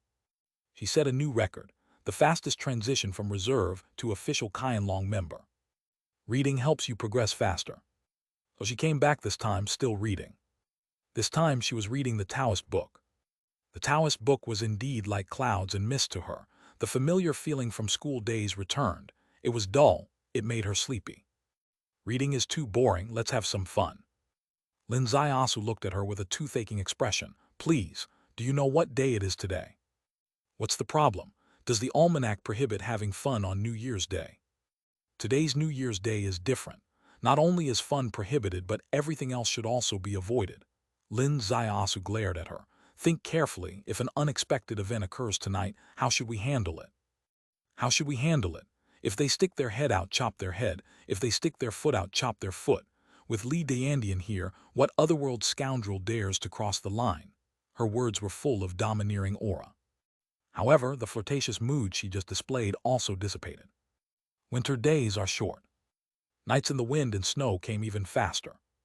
As the sunlight outside faded and the snowflakes took on a dim hue, it signaled the arrival of the night. On the mountain, wind and snow raged. At the foot of the mountain, firecrackers went off continuously. Inside the small room, the stove burned brightly. But an air of tension had diluted everything, including the New Year's atmosphere and Huya's flirtatiousness. Midnight was approaching. Huya stood up. I'm going outside. She got up and left. She didn't wear her down jacket, but had a dagger at her waist. This dagger was just in her bag earlier, now it's on her. Lin Ziasu used his heavenly Tao wisdom eye to observe. It was a dragon scale. But this dragon scale was different from usual ones, broader. Dragon scales come in various styles. Some for their sharpness, some for their durability. With Huya's immense strength, she naturally chose the latter. This was a little secret she kept from Lin Ziasu. But she didn't know, this little secret wasn't a secret at all. Lin Ziasu knew all her travel routes from home. Not only did he know her identity, but he also knew her superior was Zhu Ying, Qianlong Gold Medal number 9. Huya went out, Lin Ziasu didn't follow. He went to the outer room of the temple. This was where second uncle meditated for years, where Lin Ziasu saw an otherworld beauty sleeping through the heavenly window. Ecliptic change day. He saw the heavenly window here. Gained the heavenly Tao wisdom eye, human Tao orchid heart, and heavenly Tao primordial spirit. The mysterious glow that created a different Huya and a 7 or 8 feet tall Earth Mother also emanated from this heavenly window. So tonight, if there's any anomaly, would the source of the anomaly also be at this heavenly window? He stared at the heavenly window, fully focused. There was about 1 minute left until midnight. Lin Ziasu concentrated all his attention on the position of the heavenly window. Yet the heavenly window showed no signs of disturbance. He counted down in his mind. Midnight arrived. Suddenly, he seemed to feel a slight tremor. Just a slight tremor. There was absolutely no anomaly in front of the heavenly window. Suddenly, a loud shout came from outside. Die. Clang. It was the sound of metal clashing. Lin Ziasu pivoted on his foot, reaching the outside of the temple. He was surprised to see a silver object struck out by a punch from Huya. Another metal clang resounded. Chapter 260. Chapter 260 Earth Falling Beast Scale as Butterfly. That silver object was an exotic beast only the size of a small dog. Its head was pointed, its mouth was pointed, and its entire body was silver-white like metal, but it was a living creature. It twisted in midair and pounced fiercely at Huya. As it pounced, there were a total of 12 sharp claws on its 4 legs, all like steel knives. Huya swished and left the platform outside the Taoist temple, Kai. In his palm, the dragon scale thrust forward, stabbing fiercely. This thrust had the boundless momentum of the Overlord spear. It stabbed directly at the forehead of the silver beast. Crack! The dragon scale shattered. Lin Zaiyasu was astonished. He had seen the dragon scale break before, but he had never seen it shattered. Especially this widened and thickened dragon scale, almost custom-made for someone as fierce as Huya. Yet it shattered. This silver-white exotic beast had an unfathomable defense. Huya was also taken aback, playing invulnerable to swords and spears in front of me. She extended her hand abruptly, as quick as lightning. The 12 sharp claws of the exotic beast sliced through the air.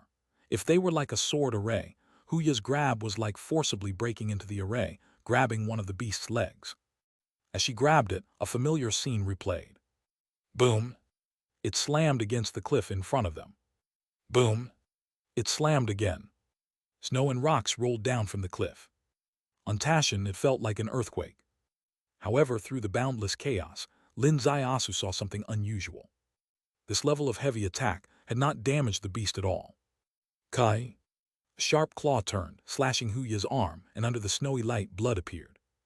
Huya was also shocked. Her invulnerable skin couldn't withstand the beast's claws. She had long wondered what it would feel like to bleed again.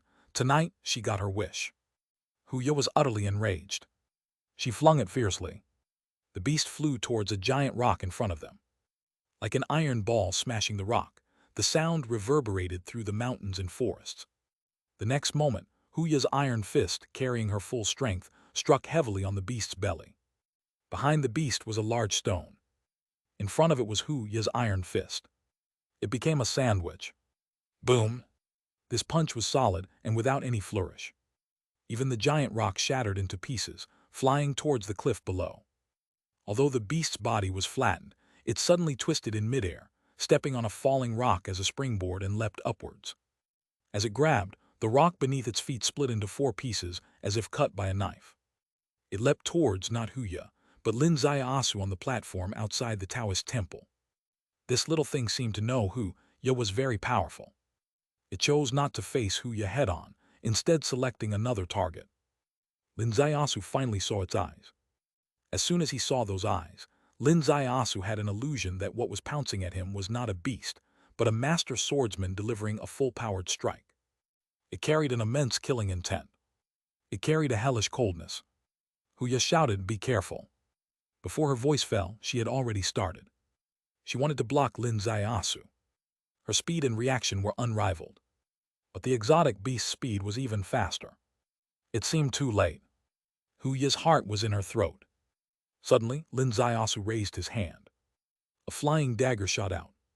The moment it flew out, it was just an ordinary dagger. But when it was 2 feet away from the beast, the dagger suddenly spun at high speed. Poof! Like an invisible shockwave burst forth. The old willow tree on the platform of the Taoist temple had all its snow spun into the air. The exotic beast was knocked back by this deconction. Lin Zaiyasu squinted his eyes slightly, his heavenly Tao wisdom eye locked on tightly. His heart was in turmoil. Damn it! Impossible! The strike of deconction was his full-powered attack. It was identical in execution to the deconction that killed the white-cloaked king at Chris Manor that day. But in terms of power, tonight's strike was even stronger by 30%, because today, his cultivation had slightly increased compared to that day. However, his perfect blood tower form, using his entire body's cultivation, with De Rai Xiaoyao Temple's ultimate skill, used with utmost precision, against this beast had no effect. The dagger shattered into dust under the high-speed spin, and the beast was just knocked back by the shockwave. Deconction couldn't harm it. Couldn't even harm. Its scale armor's sturdiness was comparable to that of the Earthfall beast from underground that day, not the one Huya punched through. That one was just a cub, unable to produce a primordial crystal. Without a primordial crystal, it wasn't a true Earthfall beast. The silver beast flew through the air, while Lin Zaiasu's brain raced. That day, to kill the earthfall beast without breaking its surface, he had baited it to open its mouth and took the primordial crystal from inside. But today, seemingly not applicable, because that day, the earthfall beast's limbs were restrained, and it could only open its mouth to bite. And the small beast in front of him was very nimble, with 12 claws like knives, as fast as lightning. It didn't seem to have any reason to bite. But there was still one thing. Linzayasu's heart suddenly moved. He held something strange in his palm. It was an earthfall beast scale. This silver beast wasn't from this world. Neither was the earthfall beast. So let's see whose scale is harder. He raised his hand abruptly. Silently, the scale flew out. It flew in a standard deconction style. The scale was disc-shaped, unlike the dagger. Its spin was like a flying disc. Hiss! The flying disc grazed the neck of the silver beast. Silver blood splattered. The silver beast's head flew off, its body crashing into the rock behind. And the scale with silver blood embedded into the rock, 3 inches deep. The scene grew quiet. Huya's mouth slightly open, looking at Linzayasu almost in disbelief. And Linzayasu, staring into the void outside the Taoist temple, seemed also in disbelief. Just now he had been inside the Taoist temple, with Huya outside. He had assumed that the real crisis point should be that heavenly window. Therefore, he stayed on the perilous and crucial battlefield. In fact, he was wrong. The equatorial split sun's mysterious point was different from the ecliptic change day. During the equatorial split sun, the heavenly window had no reaction. The crisis point was precisely outside. He hadn't had time to observe earlier, now he could. With a use of reverse time, he saw. At the stroke of midnight, the outside void cracked open. Within the crack was an endless abyss. In the abyss, space folded, layer upon layer. A silver little beast seemed to awaken from a dream, stepping into the air, caught in the layered waves, emerging through the rift, appearing before them. In just a moment, the rift closed, the layers of space sealed. This beast, which they and Huya had to jointly kill, was just one of the countless beasts in the abyss, and considering its size, it was relatively small. He finally saw the scene his second uncle described that day. The folded space opened, the earth expanded by millions of times, the abyss gazed back, exotic beasts rampaged, human cities became isolated islands in a sea of exotic beasts. He glimpsed it. Just a fleeting glance was enough to make one's hair stand on end. Luckily, it was over. He exhaled softly, his gaze forward. Huya was cleaning up the battlefield. She picked up the silver corpse, caressing its scale armor, her eyes landing on the rock where Linzayasu had thrown the earthfall beast scale. Huya pinched the scale with her fingers, pulling it out, her eyes showing a complex look. "Don't be discouraged," Linzayasu's voice came from behind. "I could kill it not because I'm stronger than you, but because I had the right weapon to counter its armor." Huya rolled her eyes at him. "Which eye of yours saw me being discouraged? The words you're saying are what I was planning to tell you." Damn it. She doesn't accept comfort. Especially about her skills, she's very proud. Huya said, "This scale feels familiar, but I can't think why. What is it?" "An earthfall beast scale." "An earthfall beast? Impossible, so big and so hard." Huya frowned. "I punched through it directly and I remember no scales left behind." "You hit the sun." Later the father showed up. Huya suddenly looked up. "In Ning City, didn't you leave before me?" "I intended to leave but felt something off and returned, running into the bigger one. It was a deadly battle, very risky, but I won, killed it, and skinned its scales. The saying, 'Heaven rewards the diligent,' is true. If not for my hard work today, faced with this invulnerable beast, we might not have killed it." Huya's eyes were complex. "Honestly, you didn't leave because of your childhood dream, did you? Revisiting the first breakthrough spot." Damn it. How should I answer that? Denying would break her romantic notion. Confirming would distort the truth. Linzayasu's eyes shifted. "You don't want the beast's head." With a few steps, he reached a grassy spot, lifting the beast's head. With a move of his heavenly Tao primordial spirit, the primordial crystal inside the beast's head silently entered his inner space. Cross-boundary beasts, the most valuable thing is always the primordial crystal. He didn't need to be guarded around Huya, but Huya was simple-minded. In Qianlong, if asked, she wouldn't lie, so taking the primordial crystal discreetly was best. "Let's return to the cave," Huya said, My father's task is done. We can now relax and have fun. They both returned to the Taoist temple. Back to the kitchen inside. Suddenly, both stopped simultaneously. Their eyes turned toward the stove, widening. There was a person by the stove. Gray robe, gray hair, sitting by the stove listening. His eyes were open, but they were gray without light, like a blind person. Chapter 261. Chapter 261. Taoist Lu Yun returns. Happy New Year to all my brothers and sisters. Is this normal? Very, very abnormal. The two were fighting, with the boundary-crossing exotic beast outside. The Taoist temple was empty, but it didn't mean that people could come in without a sound. Even though Huya went crazy when she fought, she was still very alert. Even if she wasn't alert, wasn't there still Lin Zaiasu? His heavenly Tao wisdom eye could see every detail. His heavenly Tao primordial spirit could ignore any obstacle. Even if a mosquito flew past him, he could clearly see if it was missing a limb. But such a living person just walked into the innermost part of the Taoist temple, and they knew nothing about it on the periphery. Even before entering the kitchen door, they still knew nothing. Who is this? If this person is also from the other world that crossed through the boundary due to the crack opening, then the trouble is really big. If I'm not mistaken, you should be the girl I assisted in delivering back then, the Taoist said with a faint smile. Lin Zaiasu's heart suddenly skipped a beat. Huya was shocked too. Who are you? Poor Tao is Lu Yun. I was originally the host of this Taoist temple. So you are Taoist Lu Yun, Huya said. My dad told me that my mom had a difficult labor back then, almost died, but fortunately met you, Taoist, which led to my birth. Taoist, my dad has always hoped for your return, but you left for more than 20 years and never came back. Why today? Taoist Lu Yun smiled and said, Today is the equatorial split sun. I worry that your dad might not be able to handle it, so I came over. Come, sit down, let's talk. Huya sat down. Lin Zaiasu hesitated slightly, but Lu Yun's eyes turned to him. Young man, sit down too. They both sat down. Facing any species that suddenly appeared, in theory, they should remain highly alert. However, Taoist Lu Yun was certainly an exception. He was the lifesaver of Huya's mother back then. He was also the benefactor who enabled Huya's birth. And what he said was also completely logical. Lin Zaiasu could calculate the equatorial split sun. Naturally, so could he. He had Li Layar guard the temple back then, but he also knew that Li Layar actually couldn't hold the key node. Therefore, he hurried back.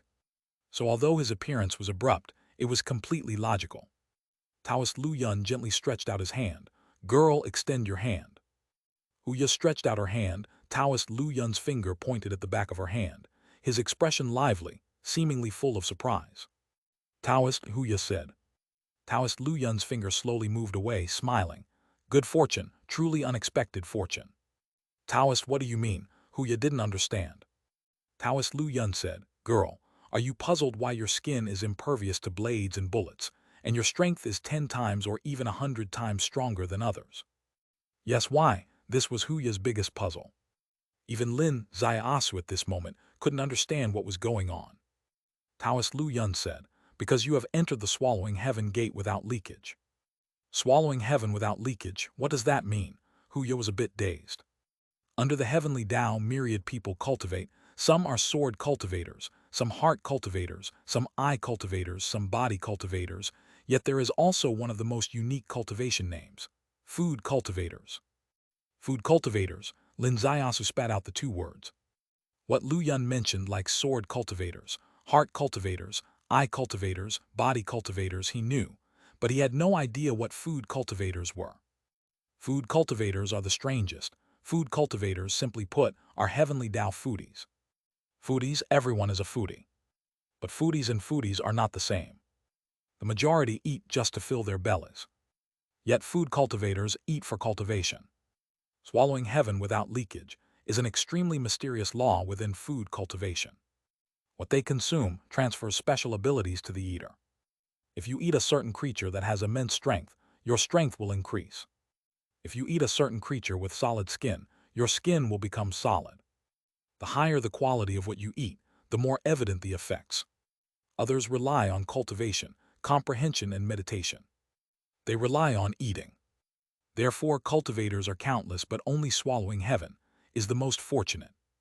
Girl, you were born under a fateful auspice. You overcame the death tribulation of early childhood. It seems your fortune has arrived. You can conquer the world by eating. Huya scratched her head frantically. Eating? I originally planned to make a standard diet from now on and stop eating randomly. That was true. She was now a member of Qianlong. Qianlong members are strictly managed. Daily management, body management, and diet management. The former is a requirement of discipline. The latter is a guarantee to maintain the best condition. Just like national-level athletes, their diet is made by a specialized team, and they cannot eat randomly. Otherwise, you not only ruin yourself but also waste the national investment. So any Qianlong member's diet is regulated. While Huya found it hard to adapt, she was planning to adapt. But suddenly a Taoist appeared, telling her to eat freely. You don't need to eat common things randomly, but these exotic beasts from the other world. Poor Tao suggests you eat all of them whenever you see them, regardless of taste, because I fear you might miss the 5 elements spiritual meat critical to your first phase due to not recognizing 5 elements beasts. 5 elements, Lin Ziasu said, is tonight's silver beast one of the 5 elements? The young man is very perceptive, Taoist Lu Yun laughed. This exotic beast is indeed a gold element beast, Silver Mountain Bay. If you eat it, your skin protection will advance another level. Girl, cook it now. Huya was stunned. Is there any cooking tip? I think this thing might not cook easily. It won't be. Solid outside doesn't mean tough meat. It cooks easily. Taoist Lu Yun stood up. Young man, let's take a walk. He and Lin Ziasu left. They walked to the platform outside the Taoist temple. They exited the platform, arriving at the mountain path ahead. Lin Ziasu watched carefully. There was a cliff ahead of him. Taoist Lu Yun stepped right at the edge of the cliff, more agile than a normal person. Is he really blind? Or does he also have a primordial spirit? Primordial spirit is the eye, blind but not blind. Young man, what relationship do you have with her? Taoist Lu Yun asked. This isn't important, right? Lin Ziasu said. But he felt this seemingly ordinary question was hard to answer. Just friends. Do you know any ordinary friends who would put their hand down someone else's waistband? Say they are a couple. Huya herself didn't admit it. No, it's very important, Taoist Lu Yun said. Why? Taoist Lu Yun said. She cultivates with ingredients among the heavens. Her goal is to achieve swallowing heaven without leakage. Do you know why I keep emphasizing without leakage? Tell me. Taoist Lu Yun said. The body is like a cauldron, leaking at the Xuan sex point. If you are a couple during this critical period, do not open this gap, otherwise you'd ruin her cultivation. Lin Ziasu's eyes suddenly widened. Her swallowing heaven without leakage cannot break the body. This is the key reason why Taoist Lu Yun brought him out and solemnly warned him. This is also the reason why Taoist Lu Yun inquired about their relationship. If the young couple had a moment of impulse and broke the Xuan sec point, her cauldron would leak. Swallowing heaven without leakage would be ruined. Lin Ziasu's heart churned. Many opportunities in this world are just this mysterious. Honestly, he and her were really just a step away. If he hadn't had the mission of luring the Earthfall beast in Ning City back then. Given their progress, they might have taken this path. And tonight, if Taoist Lu Yun hadn't come, given her flirtatious behavior, they might have leaked by midnight. Young boys and girls, dry firewood and fierce flames. When one side is intent, the other can hardly control it, especially when the intent comes from the girl. You need not worry that a couple will never become a couple, Taoist Lu Yun said. She must maintain an unbroken body until the 5 elements converge. 5 elements converge within the body, merge with the bloodline. No leakage then breaks into another level. That time can be deeply intimate, not just allowed but required. Why is that? Taoist Lu Yun said. At this time, her body hasn't built the 5 elements, relying on the physical body to prevent leakage. When the 5 elements are built, it's no longer the physical body but heaven as cover, earth as cauldron, breaking the body to build the furnace. With this explanation, Lin Ziasu fully understood. Initially, the membrane was the cauldron's protection. Later, the cauldron's extension greatly expanded. Heaven as cover, earth as cauldron. The membrane was no longer essential. Not only could it break, but it had to break, otherwise it couldn't hold the external big cauldron. My God! Extremely profound Tao realm, revolving around that membrane. Is this high-end or low-tier? Taoist, I have some questions to ask you. Lin Ziasu sorted out the messy thoughts about Huya. Taoist Lu Yun said, "You can find answers to your questions in the mountain and river scripture, sea abyss scripture, and Taoist book. What if those three books have no answers? Then seek from your inner self, seek the heart for explanations," Taoist Lu Yun said. "Taoist, you're not planning to answer any questions," Lin Ziasu gently exhaled. "Poor Tao has a prior agreement. What I can say, I have said. What I can record, I have recorded in the three books. All else cannot be said." At this sound, Taoist Lu Yun stepped out into the wind and snow ahead. "Taoist, are you leaving?" Taoist Lu Yun didn't answer, kept walking steadily, disappearing into the night.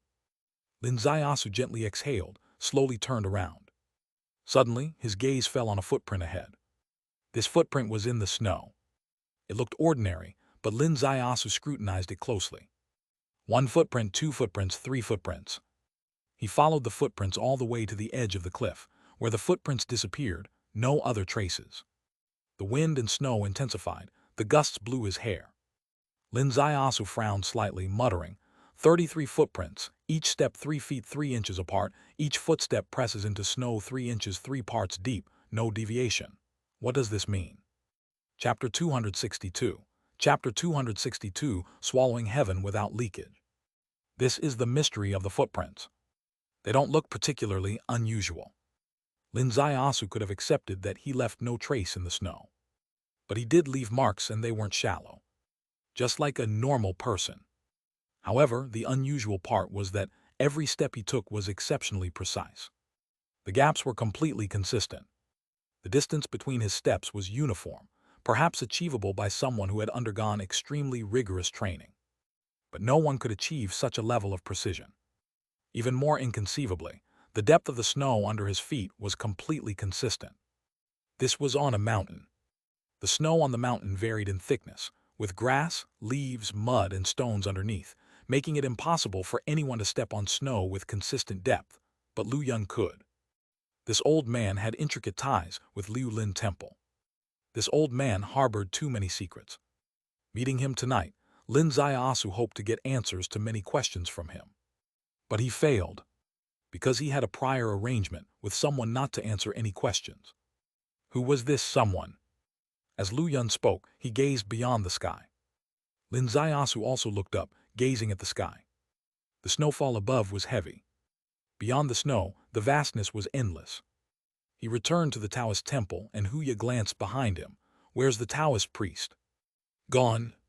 "Gone?" Huya was a bit surprised. "He specifically asked me to cook the meat, and he's not eating." "The meat is for you. You are the heavenly Tao foodie," Lin Ziasu laughed. "Don't say that outside," Huya glared at him. She indeed loved to eat. She had tasted all the wild food in Tashan. Her future path was still all about eating. But she was also a girl. She was a Qianlong gold medal. If she were labeled a foodie, who could bear it? "Have I ever mentioned that you ate all the wild food in Tashan? It's all you who said that," Lin Ziasu said. "So if the foodie title gets out, think with your toes. It must be because you were caught cooking meat." "Yes, you have a point. I'll prepare a high-tech microwave food bag in the future, cooking and eating secretly without anyone noticing." Huya's eyes sparkled. "This is really for my good. I'll give you a reward." "Reward what?"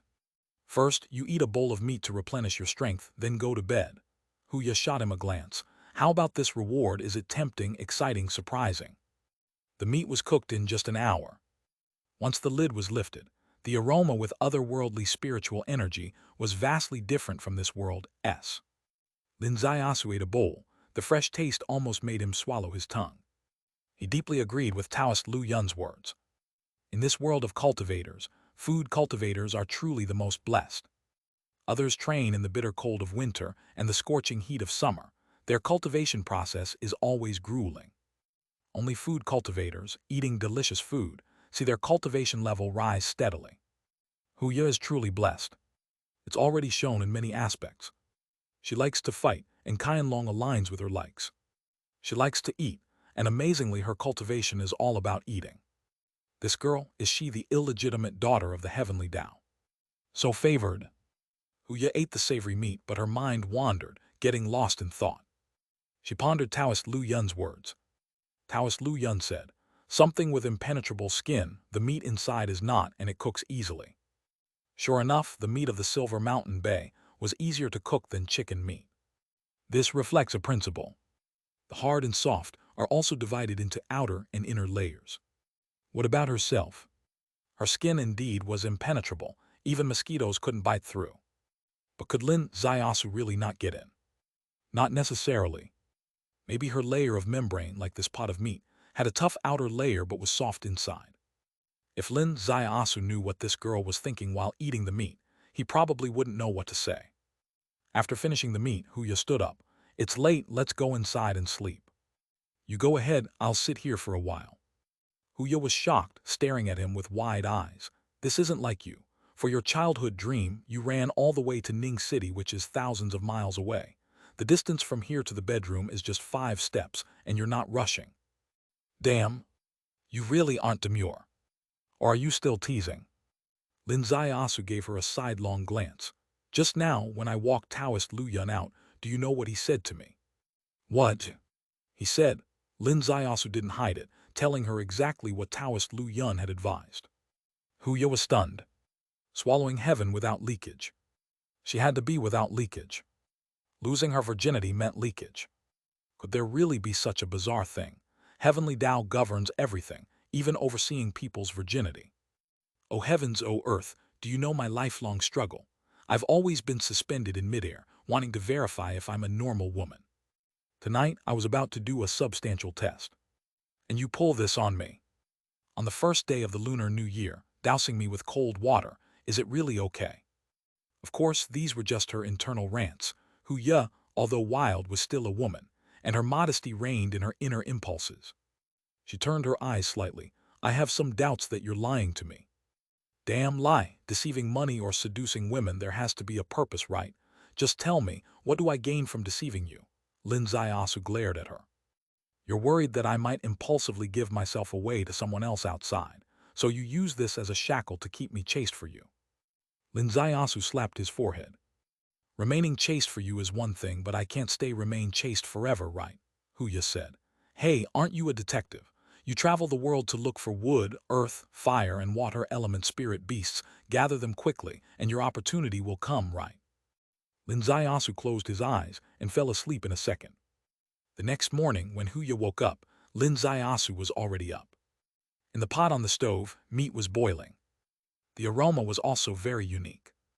Huya came closer. You had all this energy to burn last night. Did you go hunting on the mountain? What kind of meat is this? Earth element spirit beast, earthfall beast meat. Huya's eyes lit up. Wow, just last night I mentioned you to find them, and today you did. Your dedication to staying true to the mission, is it moving me, impressing me, or making me excited? Slowly chew your meat, I'm leaving. Lin Zaiasu stood up. You've set the mood already, won't you have a bite too? Huya was immediately in his arms, raising her face, suggesting that he could bite something else. This wasn't really unexpected. They had done this in Ning City before. Lin Zaiasu stared at her bright lips. Just a reminder, your dad is 20 steps away. Huya hooked her arm around his. There's still plenty of time, not much of a challenge. When second uncle stepped onto the temple platform, Lin Zaiasu came from inside, licking his lips. Second uncle, we cooked some meat, just in time for breakfast. Did anything unusual happen last night? Second uncle asked urgently. Last night was the equatorial split sun, something this old man was deeply worried about. Indeed, something did come out. Second uncle's face changed dramatically. Where is it? In the pot. Second uncle was dumbfounded. I'm leaving now, I still have New Year visits to make. Lin Zaiasu walked past him. Down from Tashin. The next period was the New Year visiting season. Lin Zaiasu had many visits to make. This was called tradition. Although you might bring something to my house, and I bring something to yours, with the things being quite similar, sometimes you might even end up bringing back what you initially brought. It may seem insignificant, even a bit silly. But this is tradition. Without this tradition, how would family bonds be shown? Where would the sense of human warmth be felt? If in the past Lin Zaiasu was the Fengcheng detective, capable of conversing confidently with city mayors, this Lunar New Year, he was a junior, an ordinary rural boy, carrying a bottle of wine across fields to visit a third aunt or second uncle's house. Feeling the kinship, the warmth. The snow had stopped. The snow had melted. With the passing of the 6th day of the Lunar New Year, the festive atmosphere slowly faded. Workers had to leave again, saying goodbye to family, children, taking their luggage and hopes, looking forward to the next Lunar New Year. People in the countryside were decreasing each day. Until the 15th of the first lunar month, there was a small peak again. Ancestor worship. Lin family's ancestor worship this year was different from previous years. Usually, he and his mother did the worship. His father would leave for work on the 5th day of the first lunar month. This year, his father also joined. Lin Asu had convinced his father throughout the Lunar New Year period, showing him the money he had earned the past year. His father's rough fingers slid across the screen, counting zeros in his mother's account. Finally, he sighed softly. "Sir, in this half year you made more than I did in 10 years of work. Ah, I'm getting old, worthless, forget it, I won't go out anymore." This sigh carried a bit of loss, but also infinite comfort. Lin Asu was a bit pleased. He finally achieved his initial goal of opening a detective agency to free his father from construction work. The direct change this brought was that now, his father could attend the ancestor worship. The ancestor worship task assigned to Lin Asu was second-generation ancestor.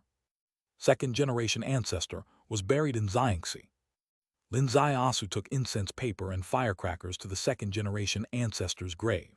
He then saw a small electric scooter speeding past Beifeng River, and the person on the scooter was Zhou Zai.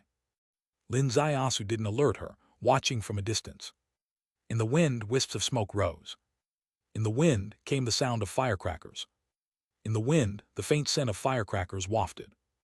Zhou sat in front of her parent graves, tears streaming down her face. "Dad, Mom, this is the first lantern festival since you left. Your daughter has so much to say to you. After you left, I thought the coming winter would be the coldest one for me, but it was. I have a new home now, a small detective agency with only 3 people, but they are all my family." Lin Asu didn't use his heavenly Tao wisdom eye to read the rest of her graveside monologue. He quietly returned to Old Tashan village. That night after the Lantern Festival, with the firecrackers sent off the ancestors, he and Little Yi kowtowed again to their ancestors, this time from the inside out, saying goodbye. After sending off the ancestors, they returned upstairs. The new year was over. Little Yi took a bath, laid on the bed, and placed a towel under his butt.